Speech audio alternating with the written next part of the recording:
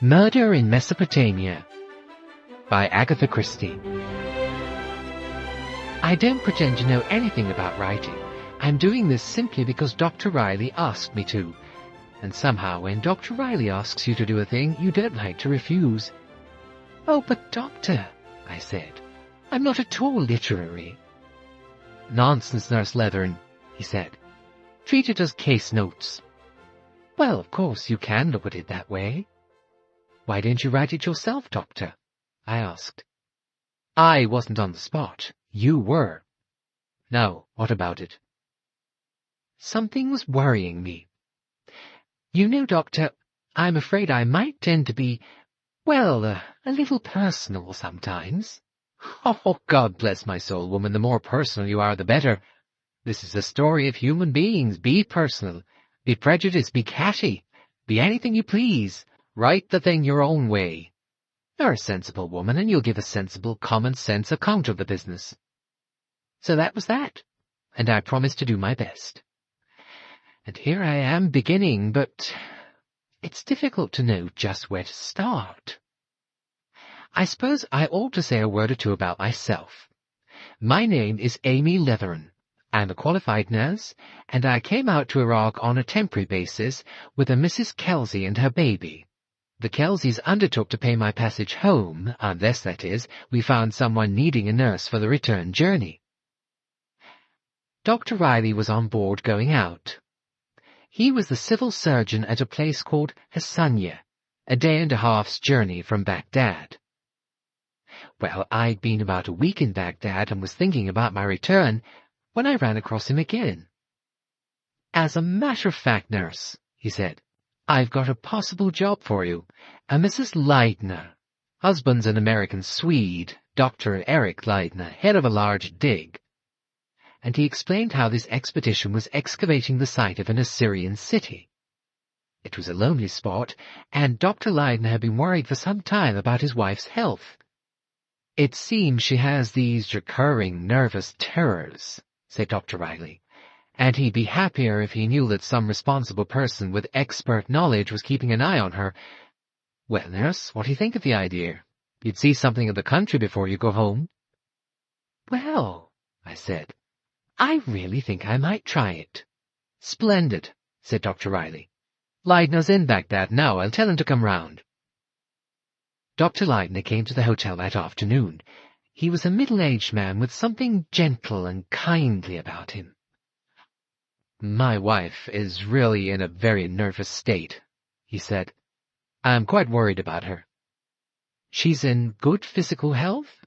I asked. "Oh, yes, I think so, but she works herself up over nothing. I really can see no foundation for these fears."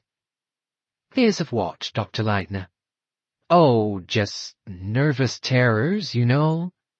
He smiled disarmingly. "She feels you would be the greatest comfort to her. I felt the same as soon as I saw you. I'm sure you're just the person for Louise."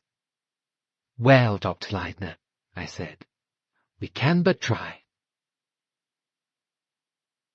It was arranged that I should go out to the excavation site, Tel Yarimja, the following week. Major Kelsey saw me off at Baghdad Station, and I arrived at Kirkuk the following morning, where someone from the expedition was to meet me. As I stood on the platform looking about, I saw a young man with a round pink face coming towards me. Really, in all my life, I've never seen anyone who seemed so exactly like a young man out of a book by P.G. Wodehouse. "You Nurse Leathern? My name's Coleman. Dr. Leidner sent me along." There was a station wagon waiting outside. Mr. Coleman helped me in, explaining that I'd better sit next to the driver so as to get less jolting. Jolting? I wonder the whole contraption didn't fall to pieces. Mr. Coleman leaned forward from his seat behind me and yelled in my ear, "You should come along here after it's rained. The skids are glorious. Most of the time one's going sideways." It took us about 4 hours to get to Hassania, which, to my surprise, was quite a big place. Very pretty it looked, too, from the other side of the river, white and fairy-like with minarets. It was a bit different, though, when one had crossed the bridge and come right into it. Such a smell. Everything ramshackle, mud and mess everywhere. Mr. Coleman took me to Dr. Riley's house. I had a nice bath, and by the time I came down, lunch was ready. We went in, the doctor apologizing for his daughter, who he said was always late. We just started when she came in. "Nurse," said Dr. Riley, "this is my daughter Sheila." I can't say I took to her much. An off-hand sort of girl, though good-looking. She'd a cool, sarcastic way of talking that rather annoyed me. But it looked as though Mr. Coleman was gone on her. He reminded me of a large, stupid dog, wagging its tail and trying to please. After lunch, Miss Riley took me to the club, which was pleasant enough, overlooking the river, and there were English papers and magazines there. When we got back to the house, we sat down and talked a bit. She asked me if I had met Mrs. Leidner yet. "No," I said, "only her husband." "I wonder what you'll think of her," she said. "Mind you, I don't see what she wants with a professional nurse."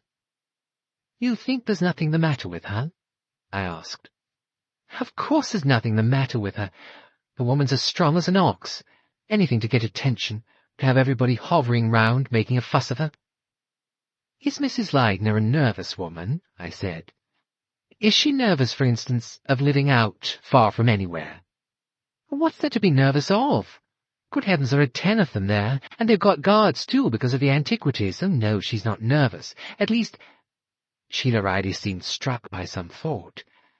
"Flight Lieutenant Jervis and I rode over to the expedition house the other day," she said. "Most of them were up on the dig. She was sitting writing a letter on the veranda, and I suppose she didn't hear us coming. Apparently she saw Flight Lieutenant Jervis's shadow thrown on the wall, and she fairly screamed. Apologized, of course. Said she thought it was a strange man. Bit odd, that. I mean, even if it was a strange man, why get the wind up?" I nodded thoughtfully. Miss Riley was silent, then burst out suddenly, "I don't know what's the matter with them this year. They've all got the jumps. And they all watch each other as they'll... Oh, I don't know, but it's odd." Just then Mr. Coleman came bustling in. "Hello, hello," he said. "Has nurse seen all the beauties of the town?" "She wasn't impressed," said Miss Riley. "I don't blame her, of all the one-horse tumble-down places." "Not a lover of the antique, are you, Bill? I can't think why you're an archaeologist." "Don't blame me, blame my guardian. The old man asked if I had any special profession in mind, and I said I hadn't, and so he wangled a season out here for me." "But haven't you any idea really what you'd like to do?" "I'm not so dusty at drawing," said Mr. Coleman. "Imitating handwriting used to be my speciality at school, and I made a first-class forger. Oh, well, I may come to that yet." Miss Riley looked at him coldly. "Don't you think it's about time you started instead of talking so much? I'm sure Nurse Leathern is anxious to get settled in." I shook hands with Miss Riley, and we set off. We drove out of the town and presently took a bumpy track between green crops. After about half an hour, Mr. Coleman pointed to a big mound by the riverbank ahead of us. "Tell your Imja." I could see little black figures moving about it like ants. The expedition house lay a little way back from the river. The driver rounded a corner, bumped through an extremely narrow arch, and there we were.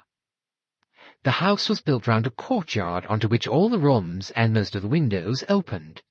The exception was in the south building, where there were barred windows on the outside as well.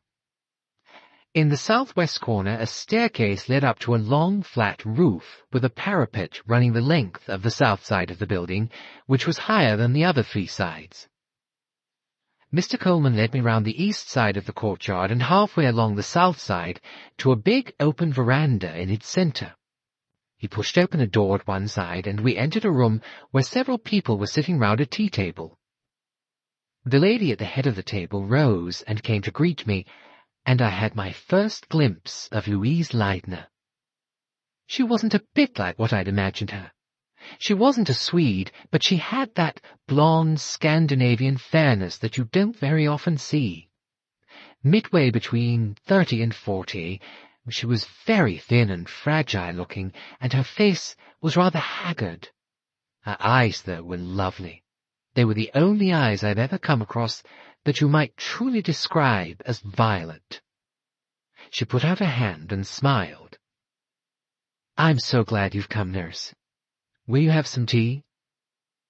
She introduced me to the people sitting round the table. "This is Miss Johnson, and Mr. Reiter, Mrs. Mercado, Mr. Emmett, Father Lavigny. Oh, my husband will be in presently. Sit down here between Father Lavigny and Miss Johnson."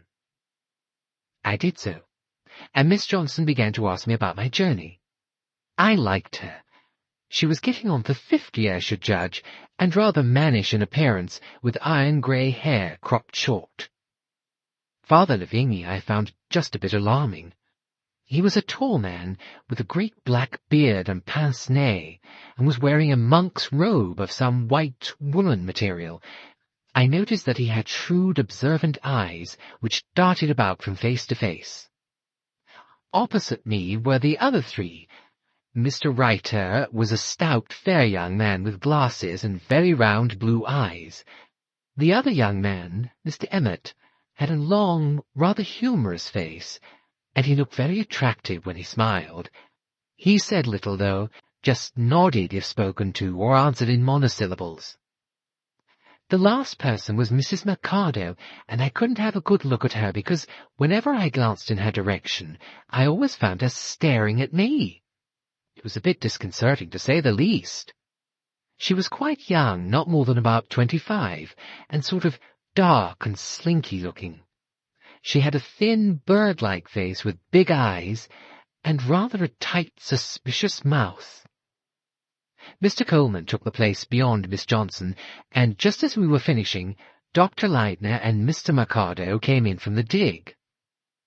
Dr. Leidner greeted me in his nice, kind manner. I saw his eyes go quickly to his wife's face, and he seemed relieved by what he saw there. Then he sat down at the other end of the table, and Mr. Mercado sat down in the vacant place by Mrs. Leidner. He was a tall, thin, melancholy man, a good deal older than his wife, with a sallow complexion and a strange, shapeless-looking beard. I was glad when he came in, for his wife stopped staring at me and transferred her attention to him. There was still one vacant place, and presently the door opened and a man came in. Richard Carey was one of the handsomest men I'd seen for a long time. The lean line of his jaw and temple and forehead was so sharply outlined that he reminded me of a bronze statue. Out of this lean brown face looked two bright and intensely blue eyes. He stood about 6 foot, and was, I should imagine, a little under 40 years of age. Dr. Leidner said, "Nurse, this is Mr. Carey, our architect." He murmured something and sat down by Mrs. Mercado. Mrs. Leidner said, "I'm afraid the tea's a little cold, Mr. Carey." He said, "Oh, that's quite all right, Mrs. Leidner." Mrs. Mercado said, "Jam, Mr. Carey?" Mr. Reiter pushed forward the toast. There was something a shade formal about it all. You'd have said it was a party of strangers, not people who'd known each other, or some of them, for quite a number of years. After tea, Mrs. Leidner showed me my room. Perhaps here I'd better give a short description of the arrangement of the rooms. I've mentioned the veranda in the centre of the southern block. Well, to either side of it were doors leading into the 2 principal rooms. That on the right led into the dining room, where we had tea. The one on the other side led into a living room, also used as a kind of informal workroom. Through this living room one passed into the antiquities room, where all the finds from the dig were brought in and stored. From this antiqua room there was no other exit. Beyond the antiqua room, but reached only through a door which gave onto the courtyard, was Mrs. Leidner's bedroom. This, like all the other rooms on the southern side of the house, had a couple of barred windows looking out over the ploughed countryside. Round the corner, next to Mrs. Leidner, but with no actual communicating door, was Dr. Leidner's room, the first on the east side of the building. Next to that was the room that was to be mine. Next to me was Miss Johnson's, with Mr. and Mrs. Mercado's beyond. After that came 2 so-called bathrooms, actually a couple of mudrooms with a tin hip bath in each. To return to the veranda, the arrangement of rooms was much the same on the other side. Corresponding to Mrs. Leidner's room was that of Father Lavigny, who was given the largest bedroom. He used it also for the decoding, or whatever you call it, of tablets. In the southwest corner was the staircase running up to the roof. On the west side were first the kitchen quarters, and then 4 small bedrooms used by the young men, Carey, Emmett, Reiter, and Coleman. At the northwest corner was the photographic room, with the dark room leading out of it. Next to that, the laboratory. Then came the only entrance, the big arched doorway through which we'd driven into the courtyard. Outside were sleeping quarters for the servants, the guardhouse for the soldiers, and stables. My room was nicely, though plainly furnished, a bed, a chest of drawers, a washstand, and a chair.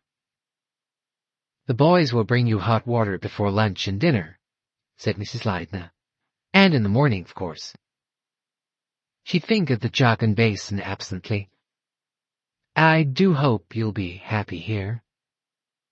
Suddenly, she fixed her dark violet eyes on my face. "What exactly did my husband tell you, nurse?" "I gathered you were a bit run down, Mrs. Leidner," I said glibly, "and that you just wanted someone to look after you and take any worries off your hands." She smiled, a warm, sunny smile, and said, very sweetly, that she was very glad I'd come, and that she was sure I was going to be a comfort to her. "Would you like to come up to the roof and see the sunset? It's usually very lovely about this time." I agreed willingly. We found Mrs. Mercado there, sitting on the parapet, and Dr. Leidner bending over a lot of stones he called querns, and broken bits of pottery with strange patterns on them, all laid in rows. "Come over here," called Mrs. Mercado. "Isn't it too beautiful?" It certainly was a beautiful sunset. Hassania in the distance looked quite fairy-like with the setting sun behind it, and the river Tigris flowing between its wide banks. "We're all so glad you've come," she said. "We've been so very worried about dear Mrs. Leidner. Haven't we, Louise?" "Well," said Mrs. Leidner dryly, "you needn't be worried about me any more, Marie. Nurse is going to look after me." "Certainly I am," I said cheerfully. "I'm sure that will make all the difference," said Mrs. Mercado. "Her nerves have been really all to pieces, haven't they, Louise dear?" "So much so that I seem to have got on your nerves with them," said Mrs. Leidner. "Shall we talk about something more interesting than my wretched ailments?" I understood then that Mrs. Leidner was the sort of woman who could easily make enemies. There was a cool rudeness in her tone, not that I blamed her for it, which brought a flush to Mrs. Mercado's rather sallow cheeks. Mrs. Leidner had risen and joined her husband at the other end of the roof, laying a hand on his shoulder. He looked up quickly. There was affection and a kind of eager questioning in his face. Presently, her arm through his, they wandered to the far parapet and finally down the steps together. "He's devoted to her, isn't he?" said Mrs. Mercado. "Yes," I said. "It's very nice to see." She was looking at me with an odd sidelong glance. "Are you a mental nurse?" she asked. "Oh, dear, no," I said. "What made you think that?" "Do you know how strange he's been? Did Dr. Leidner tell you?" "I don't hold with gossiping about my cases. On the other hand, it's often very hard to get the truth out of relatives, and until you know the truth, you're working in the dark." Mrs. Mercado, whom I put down in my own mind as a thoroughly spiteful little cat, was clearly dying to talk. And frankly, on the human side as well as the professional, I wanted to hear what she had to say. I said, "I gather Mrs. Leidner's not been quite her normal self lately." Mrs. Mercado laughed disagreeably. "Ah, normal, I should say not. Frightening us to death. One night it was fingers tapping on her window, and that it was a hand without an arm attached. But when it came to a yellow face pressed against the window, and after she'd rushed over and found nothing there, well, it is a bit creepy for all of us. Perhaps somebody was playing a trick on her. Oh no, she fancied it all. Mrs. Mikado gave me another sideways glance. She's very romantic looking, don't you think? The sort of woman things happen to. Have many things happened to her? I asked. Well, her first husband was killed in the war when she was only 20. I think that's very pathetic and romantic, don't you? As it was getting dark, I suggested that we should go down. Mrs. Mikado asked if I'd like to see the laboratory. My husband will be there, working. But when we got there, it was empty. Mrs. Mikado showed me some copper ornaments that were being treated, and also some bones coated with wax. "What can Joseph be?" she said. She looked into the drawing office where Richard Carey was at work. He hardly glanced up as we entered, and I was struck by the extraordinary look of strain on his face. It came to me suddenly, this man's at the end of his tether. Very soon something will snap. But again, I felt what an extraordinary and quite unconscious power of attraction he had. We found Mr. Mikado in the living room. He was explaining the idea of some new process to Mrs. Leidner, and I was struck anew by her strange, fragile appearance. Mrs. Mikado said, her voice high and shrill, "Oh, there you are, Joseph. We thought we'd find you in the lab." He jumped up, looking startled and confused, as though her entrance had broken a spell.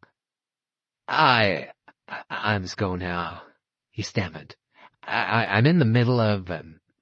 He didn't complete the sentence, but turned towards the door and left. Mrs. Mikado stayed for a minute or two, then she too went out.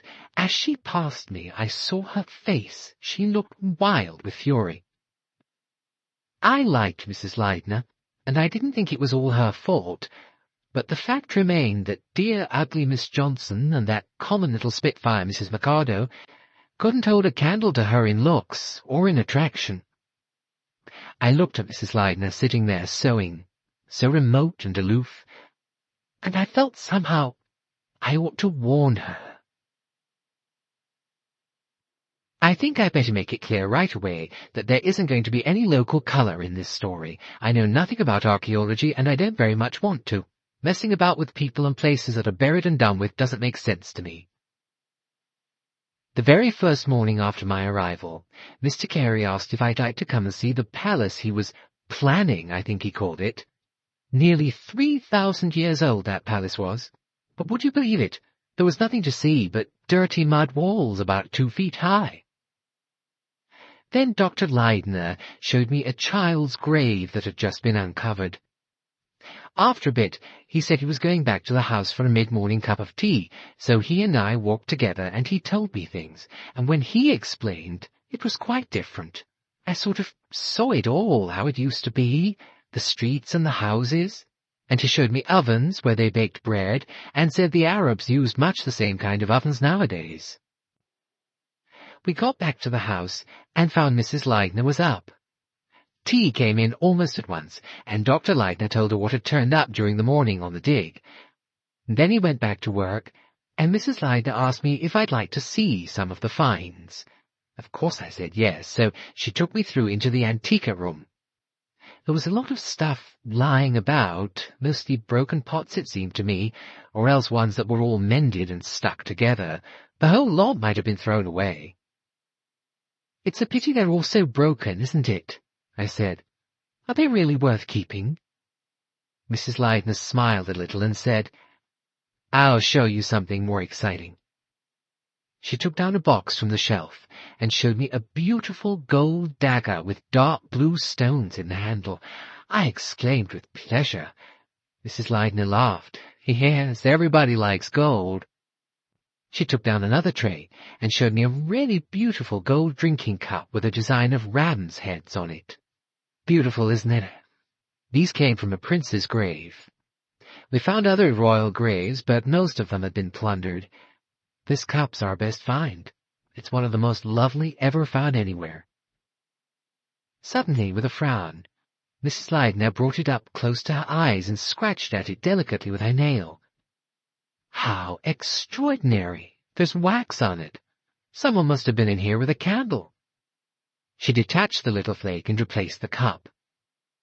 After that, she showed me some odd little terracotta figurines, but most of them were just rude. Nasty minds those old people had, I say. At 12 we had lunch.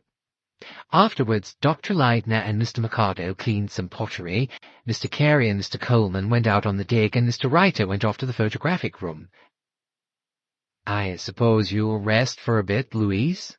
said Dr. Leidner. I gathered that Mrs. Leidner usually lay down in the afternoon. "For about an hour," she replied.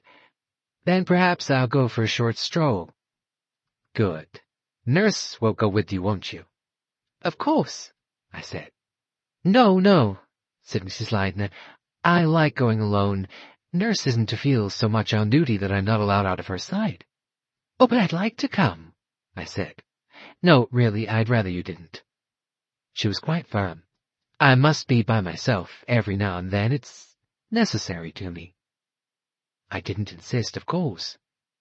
But as I went off for a short seat myself, it struck me as odd that Mrs. Leidner, with all her nervous terrors, should be content to walk by herself without any kind of protection. When I came out of my room at 3:30, the courtyard was deserted, save for a little boy with a large copper pot who was washing pottery, and Mr. Emmett, who was sorting it. As I went towards them, Mrs. Leidner came in through the archway. Her eyes shone, and she looked uplifted. Dr. Leidner came out of the laboratory and joined her. He was showing her a big dish with bull's horns on it. "The prehistoric levels are being extraordinarily productive," he said. "It's been a good season so far. The only person who might complain is Father Lavigny. We've had hardly any tablets yet." "He doesn't seem to have done much with the few we have had," said Mrs. Leidner dryly. "He strikes me as slightly unorthodox," Dr. Leidner said. "Some of his translations have been surprising, to say the least. I can hardly believe, for instance, that he's right about that inscribed brick. And yet he must know." After tea, Mrs. Leidner asked me if I'd like to stroll down to the river. I thought that perhaps she feared that her refusal to let me accompany her earlier in the afternoon might have hurt my feelings. I wanted her to know that I wasn't the touchy kind, so I accepted at once. It was a lovely evening. A path led between barley fields to the edge of the Tigris. A little to our right was a big water wheel, and beyond it was the village from which most of the workmen came. "Ah, it's very peaceful," I said. "It seems funny to me to be so far away from everywhere." "Yes," said Mrs. Leidner. "Here, at least, one might expect to be safe." I glanced at her sharply, but she was speaking more to herself than to me. We began to walk back to the house. Suddenly, Mrs. Leidner clutched my arm. "Who's that, nurse? What's he doing?" Some distance ahead of us, just where the path ran near the expedition house, a man in European clothes was standing on tiptoe, trying to look in at one of the windows. As we watched, he glanced round, caught sight of us, and immediately continued on the path towards us. I felt Mrs. Leidner's clutch tighten. "Nurse," she whispered. "Nurse, it's all right, my dear, it's all right." The man came along and passed us. He was an Iraqi, and as soon as she saw him near to, Mrs. Leidner relaxed with a sigh. "Oh, he's only an Iraqi after all," she said. "Just for a minute I thought—" She broke off. But I knew one thing now. She was afraid of a definite flesh-and-blood person. Looking back, I can see a good many signs and indications in the week that followed my arrival at Tel Urimja that I was quite blind to at the time. To tell the story properly, I ought to try to recapture what I felt, puzzled, uneasy, and increasingly conscious of something wrong. Even Bill Coleman, not noticeably a sensitive type, commented upon it. "This place gets under my skin," I heard him say. "Are they always such a glum lot?" It was David Emmett to whom he spoke, the other assistant. I'd taken rather a fancy to Mr. Emmett. There was something about him that seemed very steadfast and reassuring. "No," he said. "It wasn't like this last year." But he didn't enlarge on the theme. I had a rather enlightening conversation with Miss Johnson. I liked her very much. She was capable, practical, and intelligent. She had, it was quite obvious, a distinct hero worship for Dr. Leidner. She considered him, she told me, quite the finest field archaeologist living. And he's so light-hearted, too. I can't tell you what fun we used to have the first years we were out here, he and Richard Carey and I. Their friendship goes back 10 years. I've known him for 7. A good many things have changed nowadays. I didn't answer. I hoped she'd go on, and she did. I'm afraid I am rather a conservative old fogey. I sometimes think that if an archaeologist's wife isn't really interested, it'd be wiser for her not to accompany the expedition. I can't help feeling Mrs. Leidner's out of place here. It unsettles things. It unsettles him. His whole mind ought to be on the work, not taken up with his wife and her silly fears. I thought to myself that wherever women are cooped up together, there's bound to be jealousy. Miss Johnson clearly didn't like her chief's wife, and unless I was much mistaken, Mrs. McCardell fairly hated her. Another person who didn't like Mrs. Leidner was Sheila Riley. She came out once or twice to the dig. I thought she had a weakness for the silent young American Emmett. When he was on duty at the dig, she used to stay talking to him. One day, rather injudiciously I thought, Mrs. Leidner commented upon it at lunch. The Riley girl is still hunting David down. Poor David, she chases you up even on the dig. How foolish girls are. Mr. Emmett didn't answer, but under his tan his face got rather red.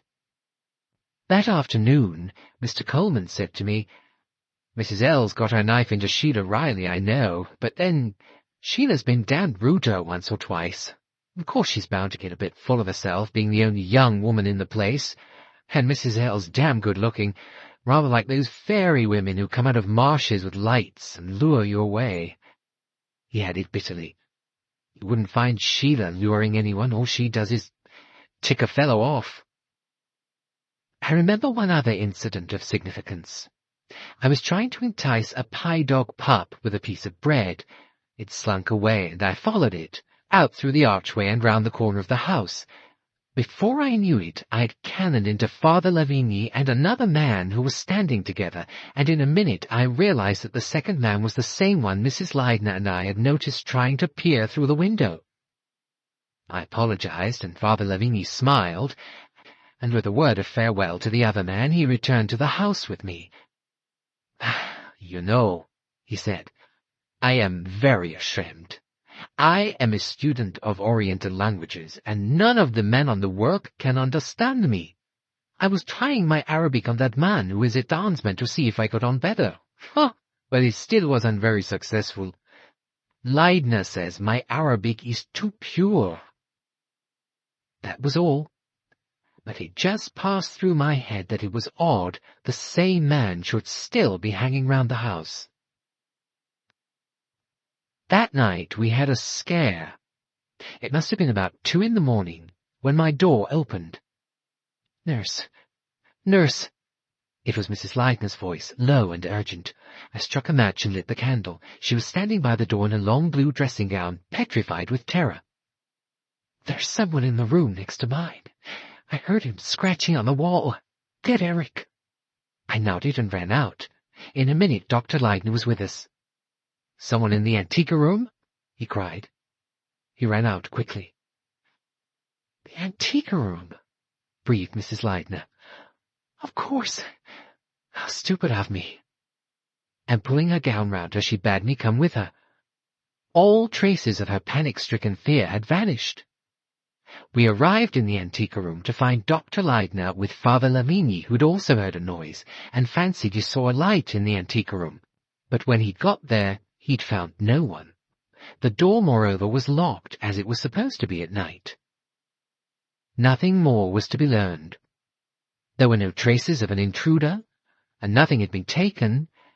It was possible that what had alarmed Mrs. Leidner was the noise made by Father Lavigny taking down boxes from the shelves to assure himself that all was in order. The incident is of value in my narrative because it led to Mrs. Leidner's unburdening herself to me on the following day. We'd just finished lunch. Mrs. Leidner went to her room to rest, as usual. I settled her on her bed with plenty of pillows and her book, and was leaving when she called me back. "Don't go, nurse. There is something I want to say to you. Sit down." I obeyed.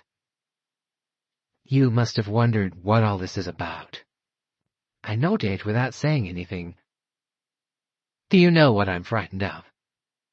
"Some man," I said. I didn't say whom, I said what. I waited. She said, "I'm afraid of being killed."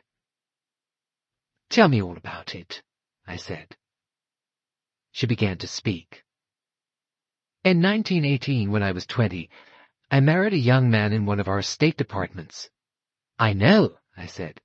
"Mrs. Mikado told me. He was killed in the war." Mrs. Leidner shook her head. "Well, that's what everybody thinks. The truth is something different. I'd been married a few months when I discovered, by a quite unforeseeable accident, that my husband was a spy in German pay. I learned that information supplied by him had led directly to the sinking of an American transport and the loss of hundreds of lives. I don't know what most people would have done, but I'll tell you what I did. I went straight to my father, who was in the War Department, and told him. Frederick was killed in the war, but in America, and condemned to death as a spy." "How terrible," I said. "What I'm telling you was never generally known outside the State Department. Ostensibly, my husband had gone to the front and been killed. I had a lot of sympathy and kindness shown me as a war widow.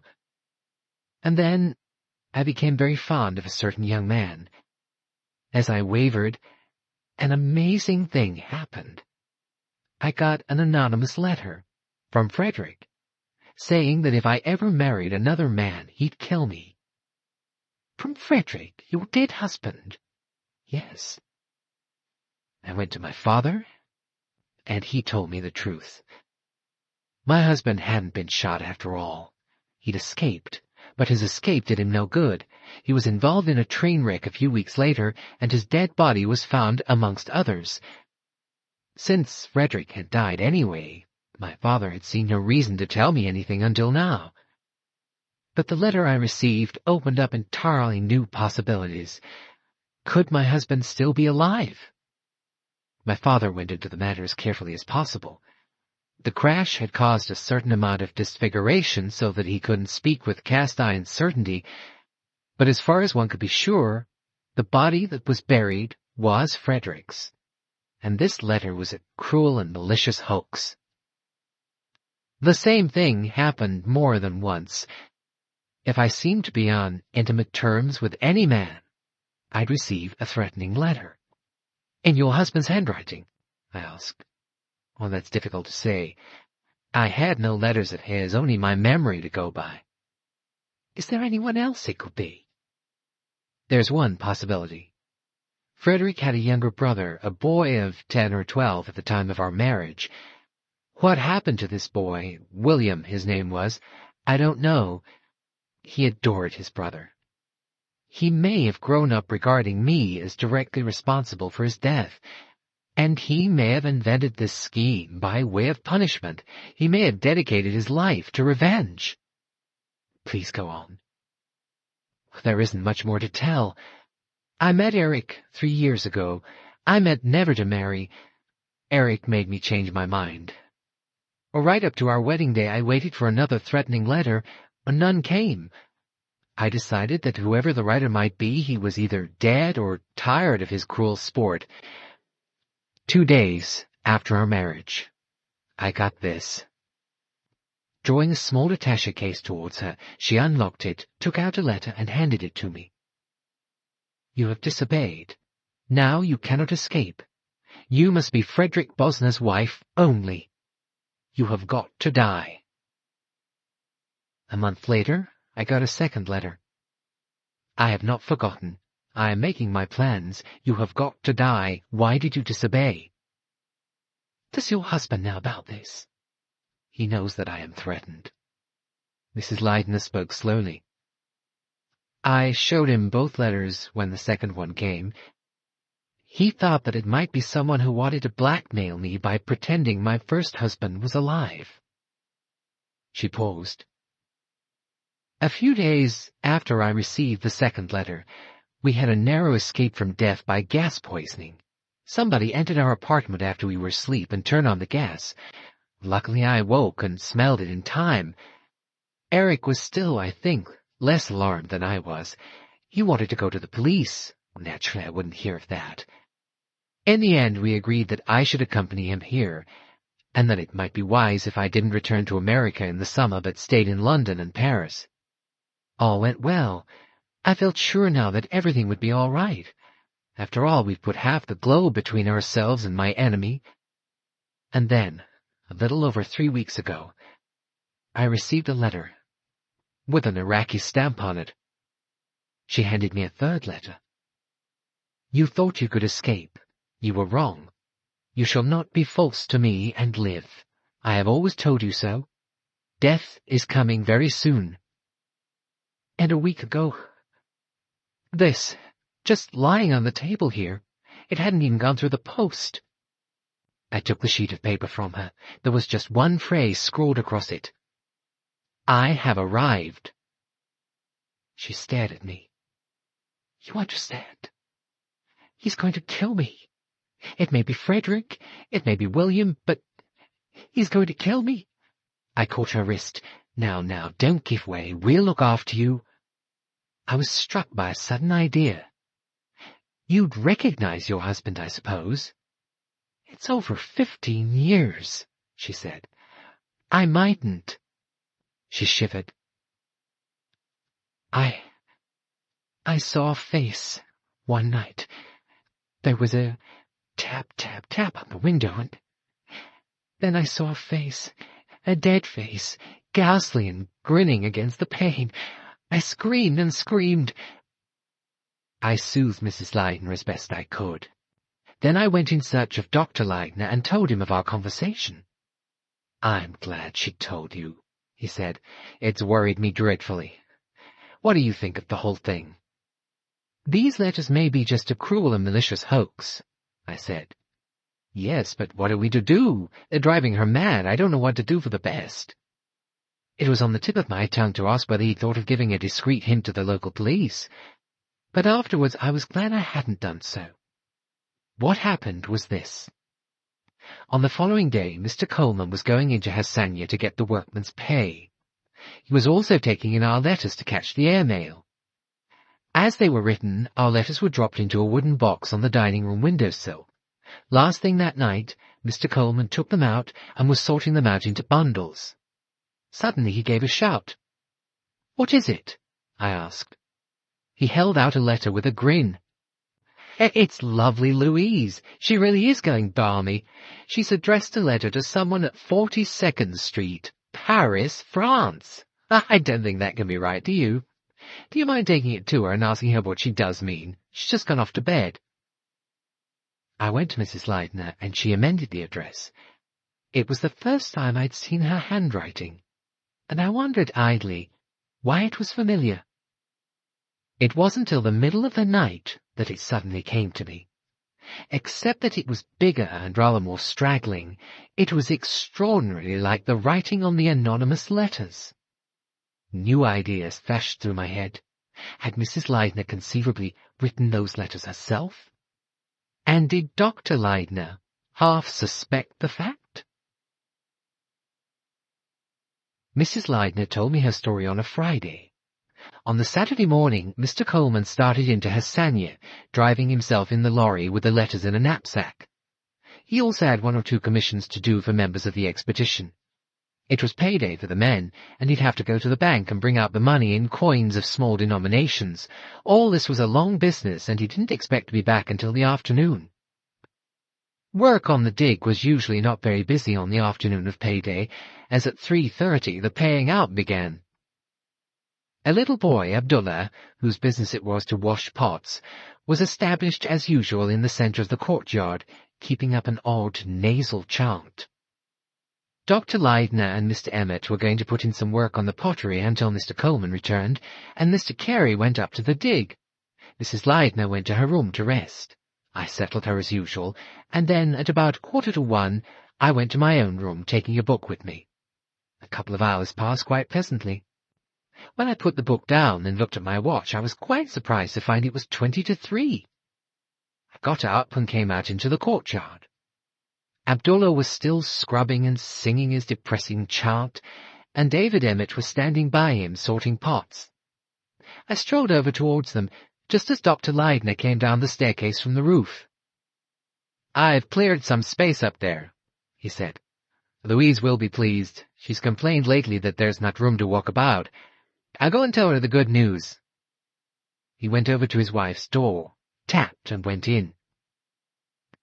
It must, I suppose, have been about a minute and a half later that he came out again. I happened to be looking at the door when he did so. It was like a nightmare. He'd gone in a brisk, cheerful man. He came out like a drunken one, reeling on his feet.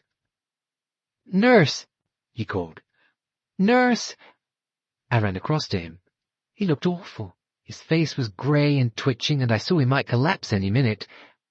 "My wife," he said. "My wife." I pushed past him into the room.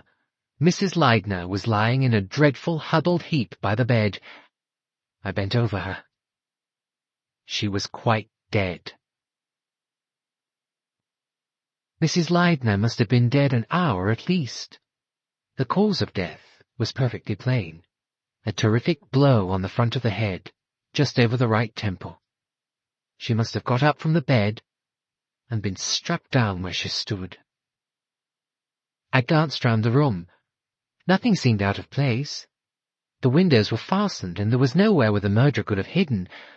Obviously, he'd been and gone long ago. I went out, closing the door behind me. Dr. Leidner had collapsed. David Emmett was with him, and turned a white, inquiring face to me. In a few words, I told him what had happened.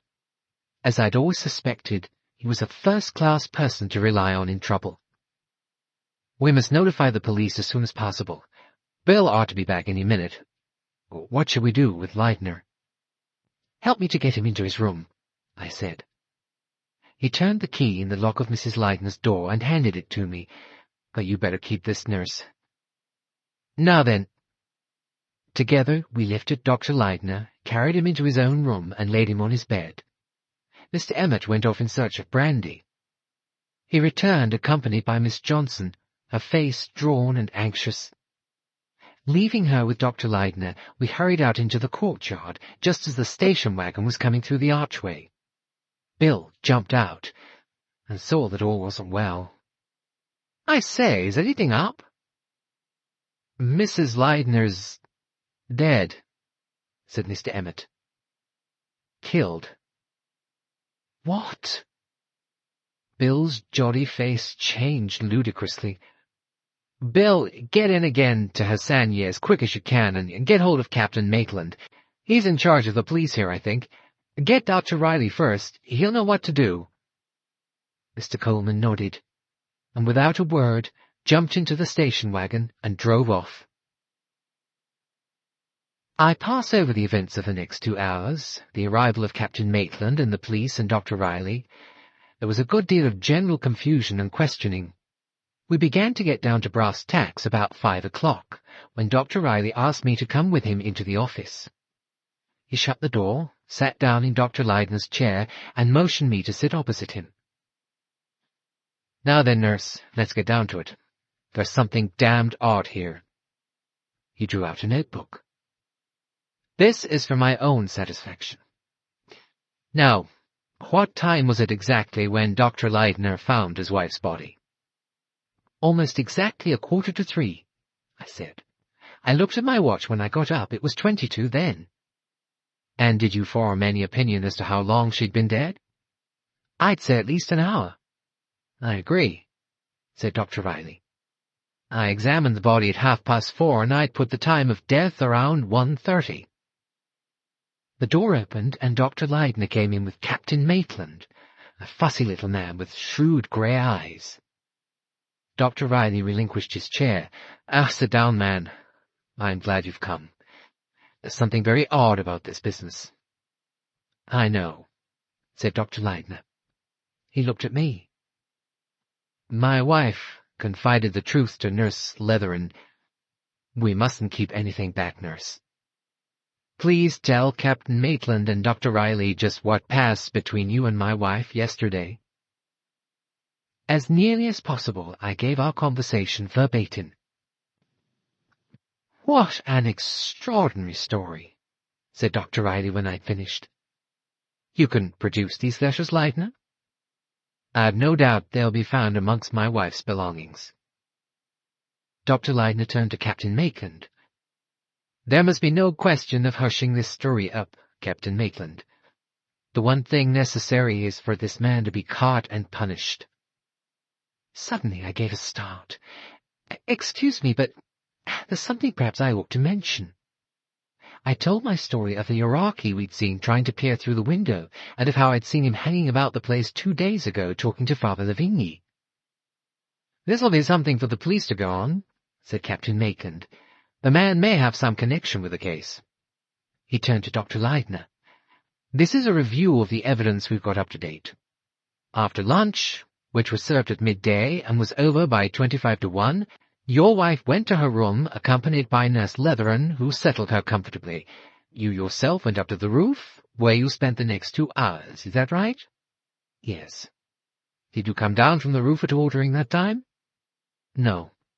Did anyone come up to you? Yes, Emmett did pretty frequently. He went to and fro between me and the boy, who was washing pottery down below. What was the longest period when Emmett was with you and absent from the courtyard? Dr. Leidner considered. It's difficult to say. Perhaps 10 minutes? Captain Maitland took out a small notebook and opened it. I'm going to read you exactly what every member of your expedition was doing between 1 and 2 this afternoon.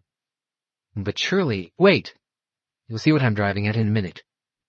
Mr. Mercado says he was in the laboratory. Mrs. Mercado says she was shampooing her hair. Miss Johnson says she was in the living room taking impressions of cylinder seals. Mr. Reiter says he was in the dark room developing plates. Father Lavigny says he was working in his bedroom. Carey was up on the dig, and Coleman was in Hercule. Now for the servants. The cook was sitting immediately outside the archway chatting to the guard and plucking a couple of fowls. Ibrahim and Mansour, the houseboys, joined him there at about 1:15. They both remained there, laughing and talking, until 2:30, by which time your wife was already dead. Now, is there any means of access to your wife's room, except by the door into the courtyard? No. There are 2 windows looking outwards, but they're heavily barred, and besides, I think they were shut. Dr. Leidner looked at me questioningly. They were closed and latched on the inside, I said. Even if they'd been open, said Captain Maitland, it's clear no one could have entered or left the room that way. And that's true of all the other windows giving on the open country. To have got into your wife's room, a stranger must have come through the arched doorway into the courtyard. But we have the united assurance of the guard, the cook, and the houseboys that nobody did so. Dr. Leidner sprang up. What do you mean? It's got to be faced, said Dr. Riley. The murderer didn't come from outside, so he must have come from within. It looks as though Mrs. Leidner must have been murdered by a member of your expedition. Dr. Leidner walked up and down agitatedly. You're assuming too much. Why shouldn't this man, this devil, have got in earlier and concealed himself somewhere? But he'd have had to remain concealed until the right moment, and he certainly couldn't have done so in Mrs. Leidner's room, there's no cover there, and risk being seen entering and leaving the room with Emmet and the boy in the courtyard most of the time. "I've forgotten the boy," said Dr. Leidner. "Sharp little chap, but surely, Maitland, the boy must have seen the murderer go into my wife's room." "The boy was washing pots the whole afternoon, with one exception. Somewhere around 1:30, Emmet went up to the roof and was with you for 10 minutes. That's right, isn't it?" "Yes, about 10 minutes. Well, during that time, the boy joined the others outside the gate for a chat. When Emmet came down, he found the boy absent and called him angrily. As far as I can see, your wife must have been murdered during that 10 minutes. "But you're assuming an amazing coincidence," said Leidner. "Odd that you should use that word," said Dr. Riley. Paying no attention, Dr. Leidner went on. "My wife receives threatening letters. She has reason to fear a certain person, then she's killed, and you ask me to believe by someone entirely different? I say that's ridiculous." Riley looked at Captain Maitland. "Coincidence, eh? Shall we put it to him, Maitland?" Captain Maitland gave a nod. "Leidner, have you ever heard of a man called Hercule Poirot?" "I think I've heard the name," Dr. Leidner said vaguely. "Private detective, isn't he?" "That's the man. And this is where the coincidence comes in. He's in Syria, and would actually pass through Hassanieh on his way to Baghdad tomorrow. The French consul was talking about him last night over dinner. It seems he's been disentangling some military scandal." Dr. Leidner looked at Captain Maitland. "What do you think?" "Should welcome cooperation," said Captain Maitland promptly. "This business of your wife's seems rather out of my class."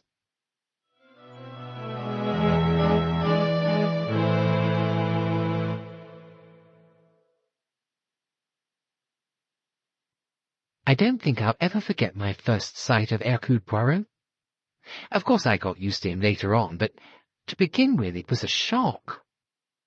I don't know what I'd imagined, something rather like Sherlock Holmes, long and lean, with a keen, clever face. But when you saw Hercule Poirot, you just wanted to laugh. To begin with, he wasn't above 5'5", an odd, plump little man, quite old, with an enormous moustache and a head like an egg. He looked like a hairdresser in a comic play, and this was the man who was going to find out who killed Mrs. Leidner. Dr. Riley brought him out in his car soon after lunch on Sunday, and his first procedure was to ask us all to assemble together. We did so in the dining room, all sitting round the table. Mr. Poirot sat at the head with Dr. Leidner on one side and Dr. Riley the other. When we were assembled, Dr. Leidner said, "I dare say you've all heard of Monsieur Hercule Poirot. He was passing through Hassanieh today and has very kindly agreed to break his journey to help us." Mr. Poirot looked from one face to another. "It is likely, I think, that none of you have been brought in contact with a case of murder before." There was a general murmur of assent. Hercule Poirot smiled. "It is clear, therefore, that you do not understand the ABC of the position. There are unpleasantnesses. For example, all here in this house are under suspicion. I do not insult you.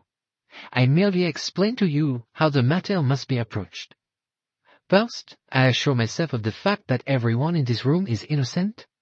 After that, I seek the murderer elsewhere." "We are in your hands," said Father Lavigny. "Then perhaps, mon père," said Poirot, "the church will set an example." "I didn't ask any questions you please of me," said Father Lavigny. "This is your first season out here?" "Yes." "And you arrived when?" 3 weeks ago." "Coming from?" "The Order of the Père Blanc at Carthage." "And what were you doing at the time of the tragedy, mon père?" "Working on some cuneiform tablets in my room. I went there immediately after lunch." "And you remained there until when?" Just before 3. I'd heard the station wagon come back, and then I heard it drive off again. I came out to see why. During the time that you were there, did you leave the room at all? Not once. You have no window giving on the courtyard in your room? No, both the windows face outside. There was a pause. Poirot consulted some notes that he held in his hand. 2 nights ago, I understand, there was a scare of burglary. Father Lavigny said there had been, and told his story of the light seen in the Antiqa room and the subsequent futile search. You believe, do you not, that some unauthorized person was on the premises at that time? I don't know what to think, said Father Lavigny frankly. Nothing was taken or disturbed in any way. Supposing a stranger had been on the premises, could he have concealed himself successfully the next day and until the afternoon of the day following that? Poirot asked the question half of Father Lavigny and half of Dr. Leidner. Both men considered the question carefully. I hardly think it will be possible, said Dr. Leidner. I don't see where he could possibly hide himself. Do you, Father Lavigny? No, I don't. There is another point, said Poirot. Mon père, the other day Nurse Leatherman here noticed you talking to a man outside. She had previously noticed the same man trying to peer in at one of the windows. Now, did you speak to this man first, or did he speak to you? Father Lavigny considered for a moment. He spoke to me. What did he say? Father Lavigny made an effort of memory. Something to the effect, was this the American expedition house? Then something about the Americans employing a lot of men. I did not really understand him very well, but I endeavored to keep up the conversation so as to improve my Arabic. I thought perhaps that, being a Tawny, he would understand me better than the men on the dig do. Poirot nodded. Can you describe him? Again, Father Lavigny frowned in thought. Rather short and squarely built. He had a very noticeable squint. Mr. Poirot turned to me. Is that how you would describe him? I hesitated. Not exactly. I'd have said he was tall and of rather slender build. I didn't notice any squint. Mr. Poirot gave a despairing shrug. It is always so.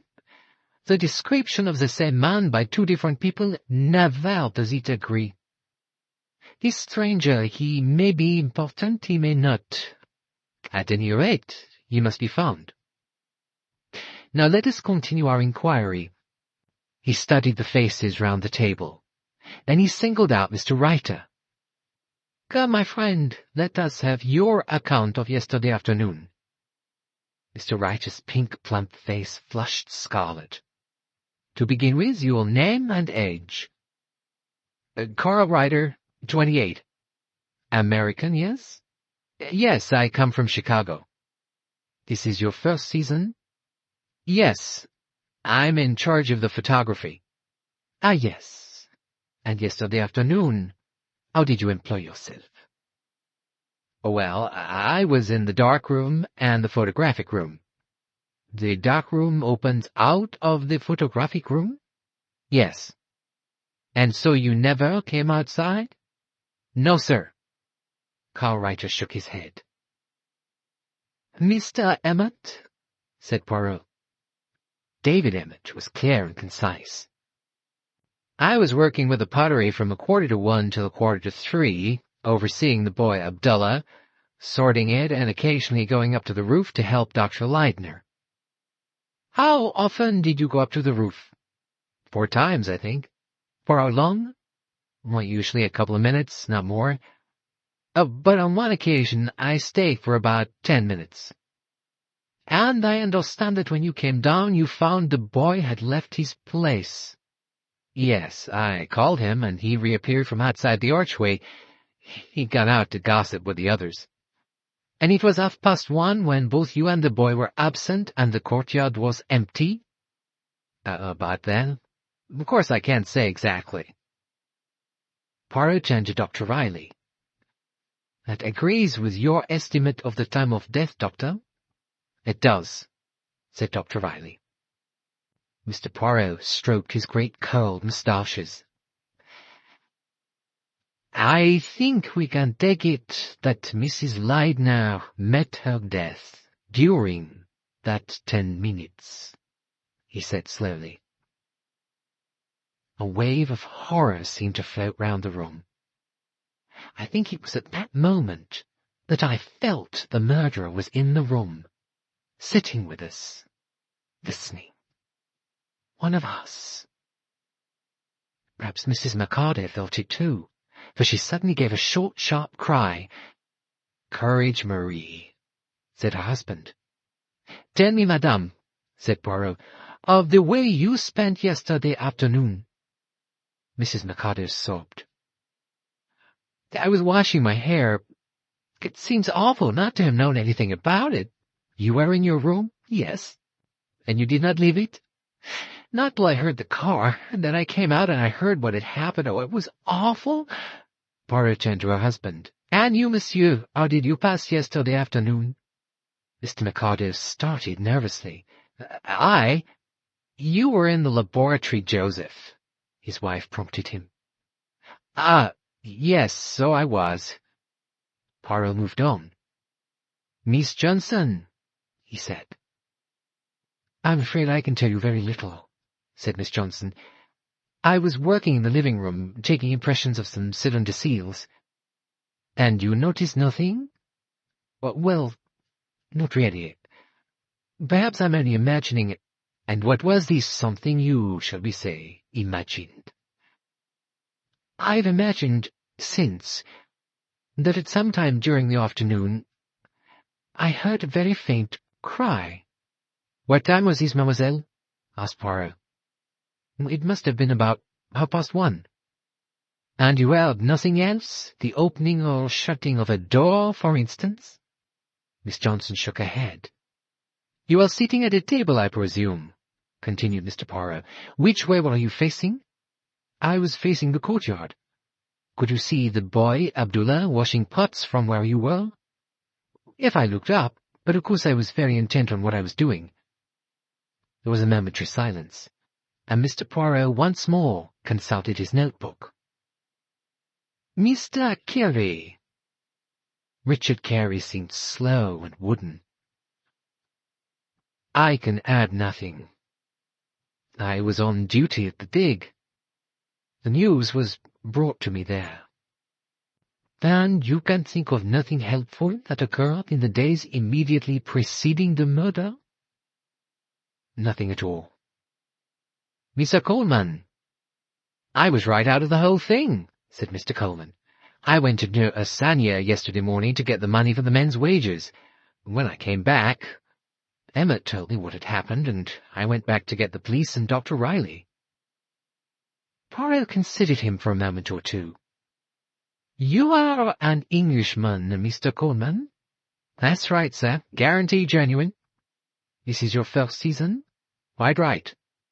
"And you are passionately keen on archaeology?" This description of himself seemed to cause Mr. Coleman some embarrassment. He got rather pink, and shot a side look at Dr. Leidner.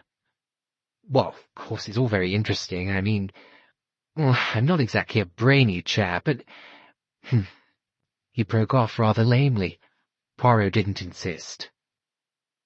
"It will be well now, I think, for me to have a few words alone with Dr. Leidner and Dr. Riley." It was the signal for a breaking up of the party. We all rose. "Perhaps," said Monsieur Poirot, "Nurse Letheran will be so kind as to remain. I think her assistance will be valuable to us."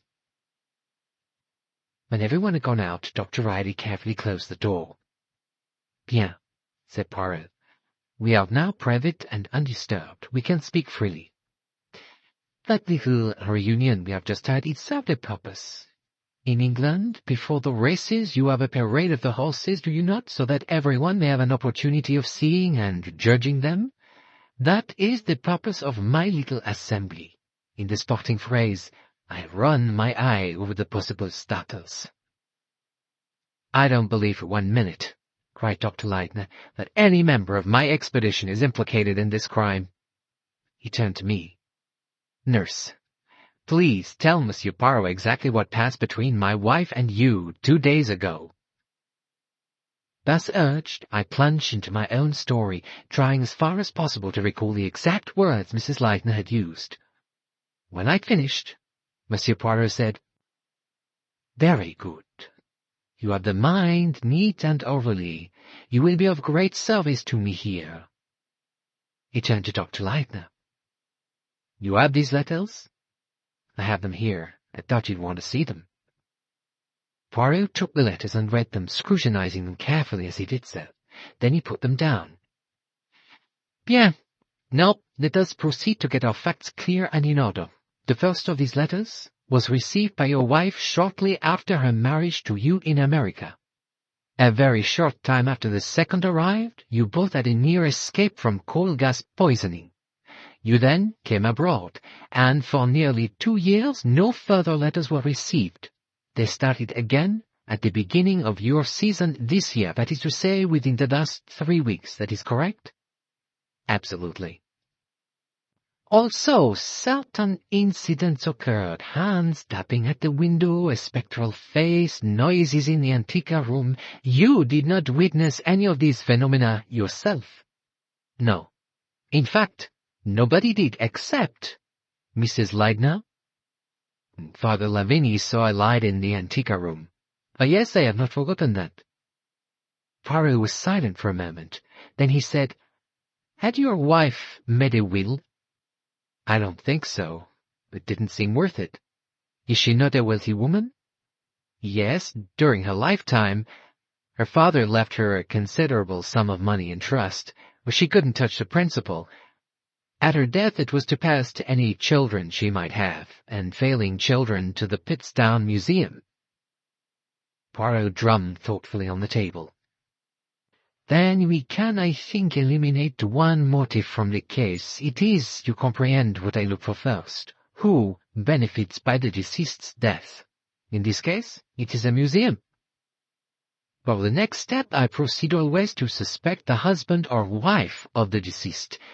In this case, not only are you proved never to have gone near your wife's room yesterday afternoon, but you lose instead of gain by your wife's death. And, in addition—" He paused. "Yes," said Dr. Leidner. "I can, I think," said Poirot, "appreciate devotion when I see it. I believe, Dr. Leidner, that your love for your wife was the ruling passion of your life. It is so, is it not?" Dr. Leidner answered quite simply, "Yes." Poirot nodded. "Therefore we can proceed. Now, my friend, you have not told me everything." Dr. Leidner looked at him in surprise. "I assure you, Monsieur Poirot, that I have kept nothing back." Poirot shook his head gently. "No, you have not told me, for instance, why you installed Nurse Letheran in the house." Dr. Leidner looked completely bewildered. "God, it's obvious. My wife's nervousness, her fears—" Poirot whacked a finger up and down. No. There is something there that is not clear. Your wife is in danger. Yes, she is threatened with death. Yes, you send, not for the police, not for a private detective even, but for a nurse. It does not make sense, that. I... Dr. Leidner stopped. The color rose in his cheeks. "There can be only one answer," said Poirot. "You did not believe yourself in your wife's danger." Dr. Leidner broke down. "God help me, I didn't. I didn't." "What did you think then? Perhaps I can help you. Did you suspect that these letters were all written by your wife herself?" There wasn't any need for Dr. Leidner to answer. The horrified hand he held up as though begging for mercy told its own tale. I nodded my head slowly and thoughtfully, and suddenly awoke to the fact that Monsieur Poirot's eyes were on me. "Did you think the same, nurse?" "The idea did cross my mind," I said. "For what reason?" I explained the similarity of the handwriting on the letter that Mr. Coleman had shown me. Poirot turned to Dr. Leidner. Had you, too, noticed the similarity? Dr. Leidner bowed his head. Yes, I did. I'll show you. From a breast pocket he took out some letters and selected a sheet from one written to him by his wife. Poirot compared it carefully with the anonymous letters. Yes, the similarity between the two handwritings is very marked. He leaned back in his chair. There are 3 possibilities. First, that the similarity is pure coincidence. Second, that these threatening letters were written by Mrs. Leidner herself for some obscure reason. Third, that they were written by someone who deliberately copied her handwriting. One of these 3 possibilities must be the correct one. He reflected for a minute or two, and then abandoned the subject. But we must concentrate on the case as a whole. And here, too, there are 3 possible solutions. Solution 1, the simplest. Your wife's first husband is still alive. He first threatens her, and then proceeds to carry out his threats. If we accept this solution, our problem is to discover how he got in or out without being seen. Solution 2, Mrs. Leidner, for reasons of her own, writes herself threatening letters. The gas business is staged by her. But if she wrote herself the letter, she cannot be in danger from the supposed writer.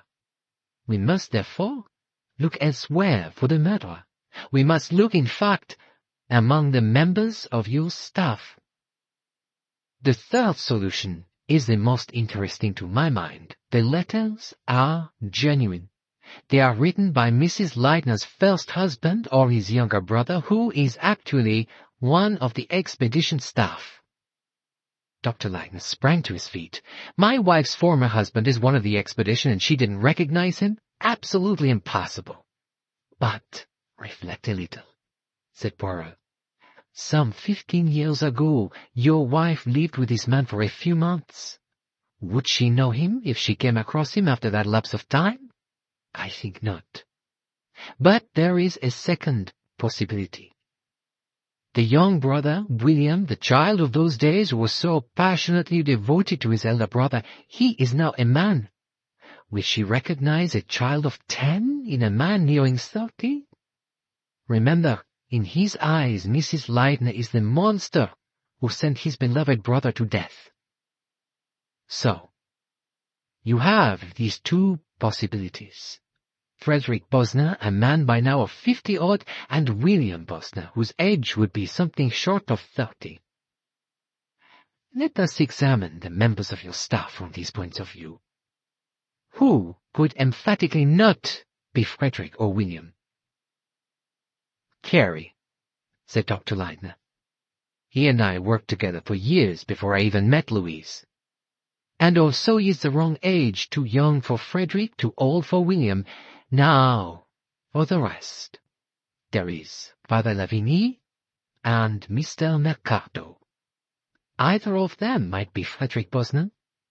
But my dear sir, cried Dr. Leidner, Father Lavigny is known all over the world as an epigraphist, and Mercado has worked for years in a well-known museum in New York. It is impossible that either of them should be the man you think.